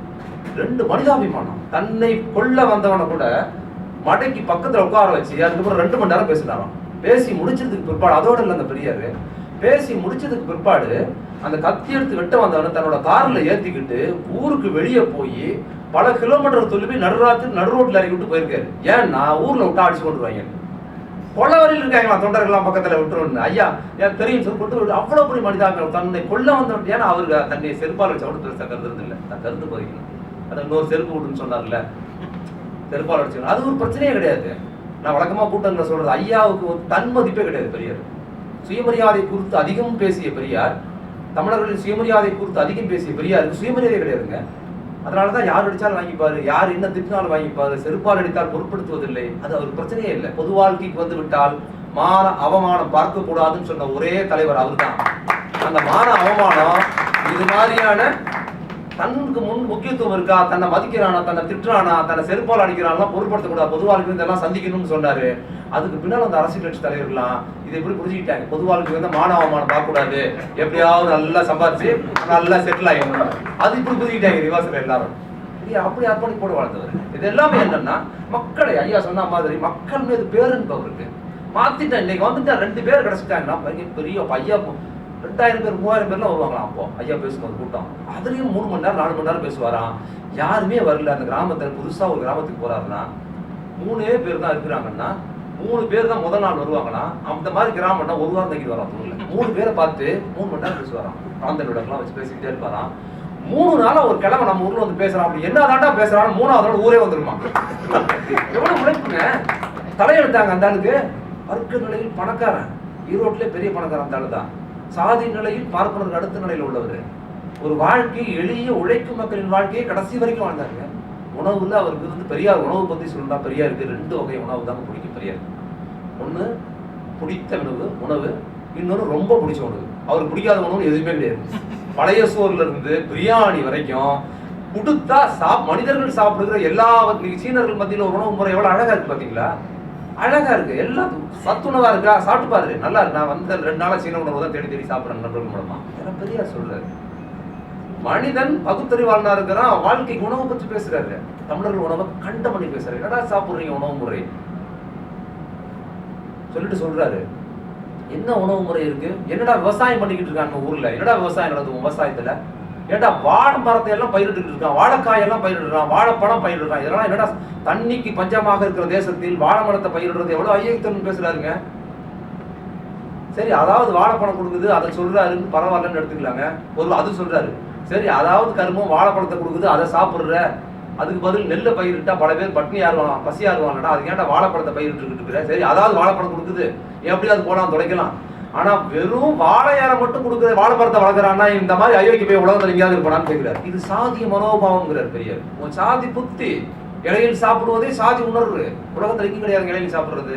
இங்க பாருங்க, தேடி தேடி பார்த்தா இலையில் சாப்பிடுறது இல்லை. சாதி வெறி எல்லாவற்றிலும் சாதி இருக்குதுடா. ஆதிக்க சாதி மனோபாவம். இலையில சாப்பிடுறது, அடுத்த மதத்துல சாப்பிடக்கூடாது. வீட்டுக்கு இப்ப கூட பாத்தீங்கன்னா எளிய மக்கள் மத்தியில வீட்டுக்கு விருந்தாளியா போனீங்கன்னா ஆதிக்க சாதிக்கார வீட்டுக்கு போனீங்கன்னா இலையில தான் சோறு போடுவாங்க மத்தியானம். நீங்க அப்படியே இஸ்லாமியர் வீட்டுல, தாழ்த்தப்பட்ட மக்கள் வீட்டுல, வன்னியர் மக்கள் வீட்டுல, கள்ளர் மக்கள் வீட்டுல, மீனவர் மக்கள் வீட்டுல எல்லாம் போனீங்கன்னா உங்களுக்கு தட்டுல தான் உணவு போடுவாங்க. இலையில சாப்பிட்ற படம் இலையா இருக்காது.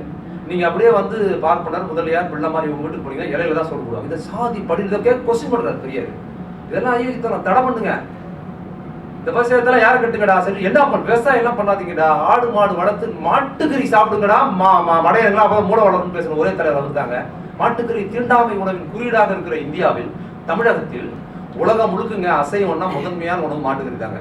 அதுக்கப்புறம் ஆடு அல்லது பன்னி அப்படிதான் இருந்தது. இன்னைக்கு பன்னி ரீப்ளேஸ் ஆயிருக்குது. ஏன்னா மாடு அதிக கொலஸ்ட்ரால் அது சாப்பிட்றதுனால 60% கொலஸ்ட்ரால் மாட்டுல இருக்குது, ஆட்டுல இருக்குதுங்கிறதுனால சீனர்கள், ஐரோப்பியன்ஸ் எல்லாம் வந்து என்ன பண்றாங்க, ஆடு மாடுல இருந்து நல்ல கொழுப்பு அதிகம் உள்ள பன்னி இறைச்சி சாப்பிடுறது சேஃப்ங்கிறதுக்கு அவங்க சிஸ்டத்துக்கு மாறிட்டாங்க.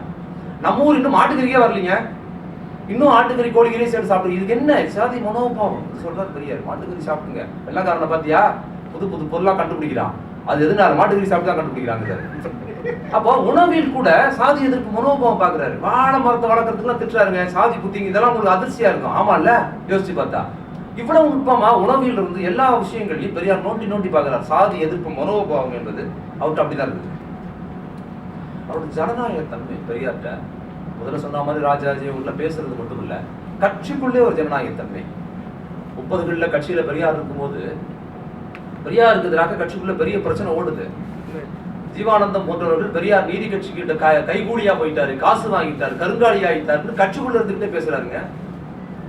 திருத்துறைப்பூண்டியில ஒரு மாநாடு, அதுல ஜீவானந்தம், வல்லத்தரசு போன்ற கட்சிக்குள்ள இருக்கிறவங்க பெரியாருக்கு எதிரான ஒரு தீவிரமான கண்ணோட்டத்தை பேசுறாங்க. பெரியார் வந்து நீதி கட்சிக்கு பணம் வாங்கிட்டாரு, நீதி கட்சிக்கு ஆதரவா இருக்கிறாரு அப்படின்னு சொல்லும் போது அதற்கு பிற்பாடு பெரியார் அந்த மேடையில இருக்கிறாரு. அதுக்கு பிற்பாடு ஒரு பதில் கொடுத்து பேசியிருக்கிறாரு. கிளாஸான பேச்சு. என்ன பேச்சு? ஜீவானந்தம் போன்றவர்கள் எல்லாம் பேசுறதுக்கு அப்புறம் சொல்றாரு, இங்க பேசின தோழர்கள் வந்து நான் நீதி கட்சி கிட்ட சோரம் போயிட்டேன், அதுவாயிட்டேன், இதுவாயிட்டேன், வெள்ளக்காரன் ரொம்ப ஆதரவா இருக்கிறெல்லாம் பேசுறாங்க. என்னோட அரசியல் என்னங்கிறது அவங்க நல்லா தெரியும். ஆனா இவங்க யோகியதை என்னங்கிறது நான் சொல்றேன்.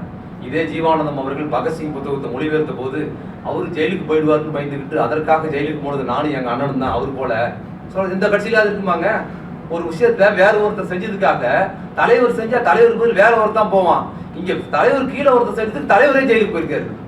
பெரியார் ஒருத்தர் தான் பண்ணிருக்காரு. எவ்வளவு நமது தோழர்கள் நான் வந்து சிறையில் இருந்த போது நம்ம கட்சிக்கு என்னென்ன வேலை பார்த்தாங்கிற பட்டியலாம் போட்டா இவங்க தாங்க மாட்டாங்க. இன்னொன்னு வெளிப்படையா சொல்றாருங்க, நான் எடுத்துக்கிட்ட அரசியல் சமூக அரசியல் பிரச்சனைகளுக்குள்ளார இது ரொம்ப முக்கிய பங்கு வகிக்குது. இதுதான் ஜாதி ஒழிப்பு தான் நம்ம செய்யணும். இதை விட்டுட்டு வெள்ளக்காரனை எதிர்த்து போராடுவது என்பதற்கு முக்கியமானதல்ல. அப்படி போராடுறது எனக்கு பெரிய போராட்டமும் இல்லை. என்னுடைய உடல்நிலையை எனக்கு இருக்கிற பிரச்சனையோடு ஒப்பிட்டா நான் இன்னைக்கு அந்த அரசுக்கு எதிராக போராடிட்டு ஒரு 3 மாசம் ஜெயிலில் போய் இருந்துட்டு வந்தேன்னா நான் ஆரோக்கியமா வெளியே வருங்கிறாருங்க. ஜெயிலுக்கு போய் உள்ள இருந்துட்டு வந்தா ஊட்டிக்கு போயிட்டு வரா மாதிரி பேசின ஒரே தலைவர் அவர் தாங்க. அவர் இந்த சுகாதாரமா வாழ்றது, நமக்கு வந்து தேவையான உணவு இதுதான், இந்த இடத்துல தான் தங்குவேன் அப்படின்னா அவர் கிடையாது. எங்க வேணுமாலும் தங்கிப்பாரு, என்ன வேணுமாலும் சாப்பிடுவாரு, எது வேணுமாலும் பண்ணுவாரு. அதனால அவர் கண்டதில்லை எனக்கு இருப்பேன், இவங்க யோகியதை எனக்கு தெரியாதான்னு விரிவான ஒரு பதில், அருமையான பதில். அந்த ஜனநாயக தன்மையா கட்சிக்குள்ள அனுமதிக்கிறாரு. இதே பட்டுக்கோட்டை அழகிரி கட்சிக்குள்ள இருக்கும்போது காரைக்குடியில ஐயா அவர் கூட்டம் பேசுறார். நாட்டுக்கோட்டை செட்டியார்கள் மத்தியில், நாட்டுக்கோட்டை செட்டியார்கள் மத்தியில் முதல் முறையாக அரசியல் உணர்வு பெரியார் தான் கொண்டு வர்றாரு. அண்ணாமலை செட்டியார் இவர்கள் தமிழ் உணர்வு வருவதற்கு காரணமே பெரியார் தான். அதுக்கு முன்னாடி வணிகம் சார்ந்த விஷயங்கள் மட்டும் தான் அவங்க ஈடுபட்டாங்க. சுதந்திர போராட்ட நடவடிக்கைகள் கூட நாட்டுக்கோட்டை செட்டியார்கள் வந்ததே கிடையாது. பெரியார் இயக்கம் தான் முதலில் அரசியல் படுத்துது அவங்கள. அங்க ஒரு மாநாட்டில் அங்க ஒரு கருத்தரங்கிற பேசிட்டு ஐயா வந்து முடிஞ்சதுக்கு அப்புறம் ஐயாவுக்கு எதிராக ஐயா ஒரு வீட்டில் தங்கியிருக்கிறாரு. ஐயாவும் அப்ப நாகமையா இருக்கும்போது ஐயாவும் நாகமையார் வீட்டில் தங்கியிருக்கிறாங்க. அதுக்கு எதிர் வீட்டில் ஐயாவுக்கு எதிரான கட்சி கூட்டம், கட்சிக்காரங்க எல்லாரும் அங்கே நடக்கிறாங்க. யாரு? ஜீவானந்தம், பட்டுக்கோட்டை அழகிரி தான் ஆர்கனைஸ் பண்றாரு. அதுக்கப்புறம் கியாப்ப விஸ்வநாதம், இவங்கெல்லாம் வந்து பெரியாரின் போக்கு சரியில்லை, கட்சிக்குள்ள வந்து ரொம்ப மோசமா நடந்துக்கிறாரு, ஜனநாயக தன்மையே இல்லைன்னு அவர் முன்னாலே நடக்குது. இதுவே லாஜிக்கலா தப்பு இல்லை, ஜனநாயக தன்மையே இல்லைன்னு கட்சிக்குள்ள நடக்குது. இந்த கட்சிக்கு சாட்சி யாருன்னா நாகமியார். அவங்க பெரியாரோட சம்சாரத்தை கூப்பிட்டு வந்து கட்சி உள்ள உட்கார வச்சுக்கிட்டு பெரியார் மட்டும் அந்த எதிர் வீட்டில் தனியாக உட்காந்துருக்காரு. இவங்க எல்லாம் கூட்டு போட்டு பெரியாருக்கு எதிராக பயங்கரமா பேசியிருக்கிறாங்க. பெரியார் அங்கே தனியாக உட்காந்துருக்காரு. எதிரான கூட்டம் இங்கே நடக்குது, கட்சி கூட்டம். பெரியார் நாகமியா இருக்கிறாங்க. அது ரொம்ப ரொம்ப அதான் நினைவு, ரொம்ப அரசியல் நினைவு தான், கண்ணீர் வந்துடும் அதெல்லாம். அது முடிஞ்சதுக்கு அப்புறம் என்ன பண்ணிருக்கு, அந்த கூட்டம்லாம் முடிஞ்சதுக்கு அப்புறம் வெளியே வந்திருக்கிறாங்க. வந்ததுக்கு அப்புறம் என்ன பண்ணுங்க, வழக்கம் போல பெரியார் காரைக்குடி ரயில் நிலையத்தில் கொண்டு ரயில் ஏற்ற போயிருக்கிறாங்க. எல்லாரும் தொடர்பு ரயில் நிலையத்தில் ஏற்றிருக்கிறாங்க. நாகமியாரும் பெரியார் ரயில் ஏறிட்டாங்க. நாகமியாரும் பெரியார் ரயில் நடந்ததுக்கு நாகமியார்கிட்ட வந்து பெரியார் கேட்டா அந்த பசங்க என்ன பேசுனாங்க அப்படின்னு பெரியார் அது அந்த மாதிரி சொல்லவே இல்லைங்க கடைசி வரைக்கும். இதனாலே 6 மாதம் பெரியாரும் நாகமியாரும் பேசாம இருந்துக்கிறாங்க. அந்த மாதிரி அரசியல் கண்ணோட்டம்லாம் இல்லை. அந்த மாதிரி என்ன பார்த்துருக்குன்னா, நம்ம வளர்த்த பசங்க தன்னோட பசங்க கடுமையா திட்டி பேசுகிறான் ஐயாவை, அதையெல்லாம் ஐயாட்ட சொன்னா இவங்க காலம்புற சேரவே முடியாது. அதெல்லாம் அந்த அம்மா இவ்வளவு தாய் உள்ளம் பாருங்க. ஒரு கட்சிக்குள்ளார ஒரு தாயை கொண்டு வந்து உட்கார வச்சுட்டு அவங்க கணவருக்கு எதிராக பேசலாங்கிற துணிச்சல் முதல்ல வந்திருக்குதுன்னா அந்த அம்மா எவ்வளவு ஜனநாயக தன்மையா இருந்திருப்பாங்க, பெரியார் இருந்திருப்பாரு. அப்படி பெரியாரை திட்டி கடுமையா பேசணும், அதிர்ச்சி தாங்க முடியாத நாகம்மையார் அதை போய் கணவர்கிட்ட சொன்னா இந்த பசங்க திருப்பி பெரியாருக்கு இவங்களுக்கு பெரிய விரிசல் வந்து இந்த பசங்க தனியா போயிருவாங்க, ஐயா தனியா போயிருவார் என்பதனாலே கடைசி வரைக்கும் சொல்லவே இல்லையாங்க. 6 மாசம் பெரியார் பேசாம இருந்து அதுக்கப்புறம் தான் பேசியிருக்காங்க.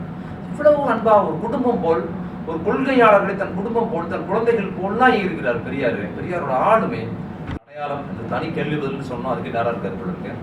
இப்ப தமிழன், இப்ப சிங்கப்பூர்ல இந்த தமிழன் அப்படிங்கிற அடையாளம் நம்ம சொல்றோம்ல, பொதுவா இந்த அடையாளம் எப்போ கிடைக்கும்? தமிழன்கிற அடையாளம் தமிழகத்தில் இருக்கும்போது தமிழன்கிற அடையாளம் கிடைக்காது, எந்த இனத்துக்குமே கிடைக்காது. ஒவ்வொரு தேசிய இனங்களும் அவர்கள் தேசிய இனத்தை எப்போ உணர்வாங்கன்னு சொன்னா, தன்னை போன்று பிற தேசிய இன மக்களோடு சேர்ந்து வாழும் போதுதான் தனக்கான அடையாளம் கிடைக்கும். ஏன் தமிழ்நாட்டுக்குள்ளாரே ஒருவனுக்கும் தமிழ் உணர்வே இல்லை, தமிழனுக்கு தமிழ் வரவே இல்லை, எப்படி வரும்? ஒருத்தனுக்கு ஒரு சாதி உணர்வு தான் அங்க இருக்கும்.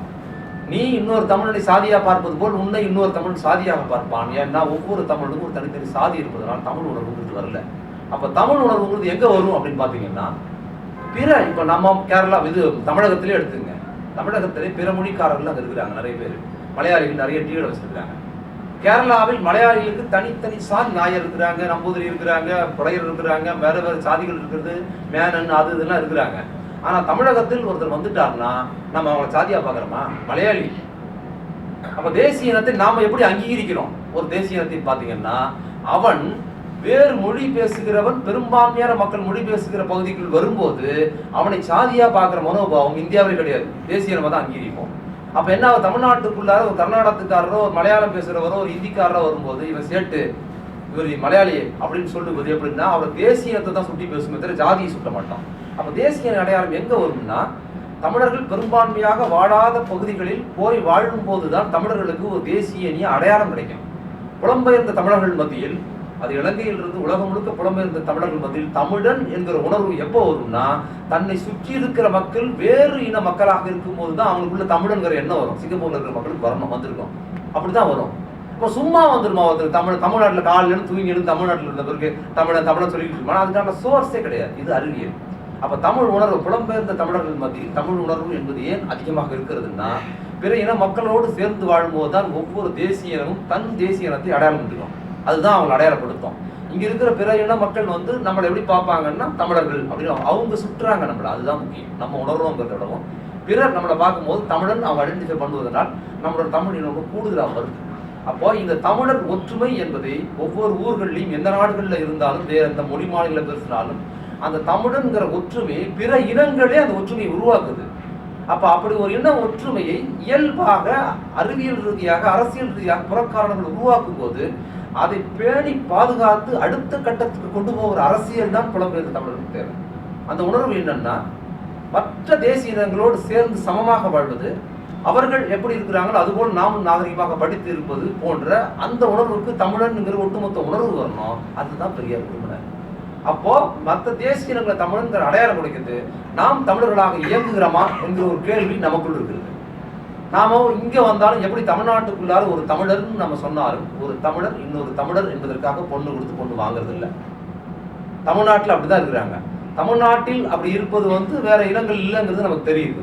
ஆனாலும் புலம்பெயர்ந்த ஊர்ல போகும்போது கூட தமிழர்கள் ஒரு தமிழன் என்பதற்காக இன்னொரு தமிழன் தன்னை போல வசதியான தன்னை போல் படித்த ஒரு குடும்பத்துக்குள்ள பெண் எடுத்து பெண் கொடுக்குற மனோபாவம் வரலன்னு சொன்னா நாம இன்னும் தமிழராகவே உருவாகலன்னு அர்த்தம். அப்ப தமிழரா உருவாகணும் என்னன்னா பெரியார் விரும்பிய தமிழர் மனோபாவம் என்பது அவருடைய 73 73 போராடியது சாதியை விளக்கினால்தான் தமிழன் ஒன்று சேர முடியும். சாதி உள்ள இருக்கிற வரைக்கும் தமிழன் ஒன்று சேர முடியாதுங்கிறது அல்ல, ஒருவன் வெறி கொண்ட விரோதமாக இருக்க முடியும் என்பதால் தான் தொடர்ந்து சாதிக்கு எதிராக பெரியார் இயங்கினார். அன்புள்ள தமிழர்களே, நான் கேட்டுக்கொள்வது, நாம் புலம்பெயர்ந்து வந்திருந்தாலும் நாம் எல்லாம் தமிழர்கள், நாம் சாதியற்ற தமிழர்கள் என்ற பெரியாரின் இந்த பேர் முழக்கத்தோடு உரையை நிறைவு செய்கிறேன். வணக்கம்.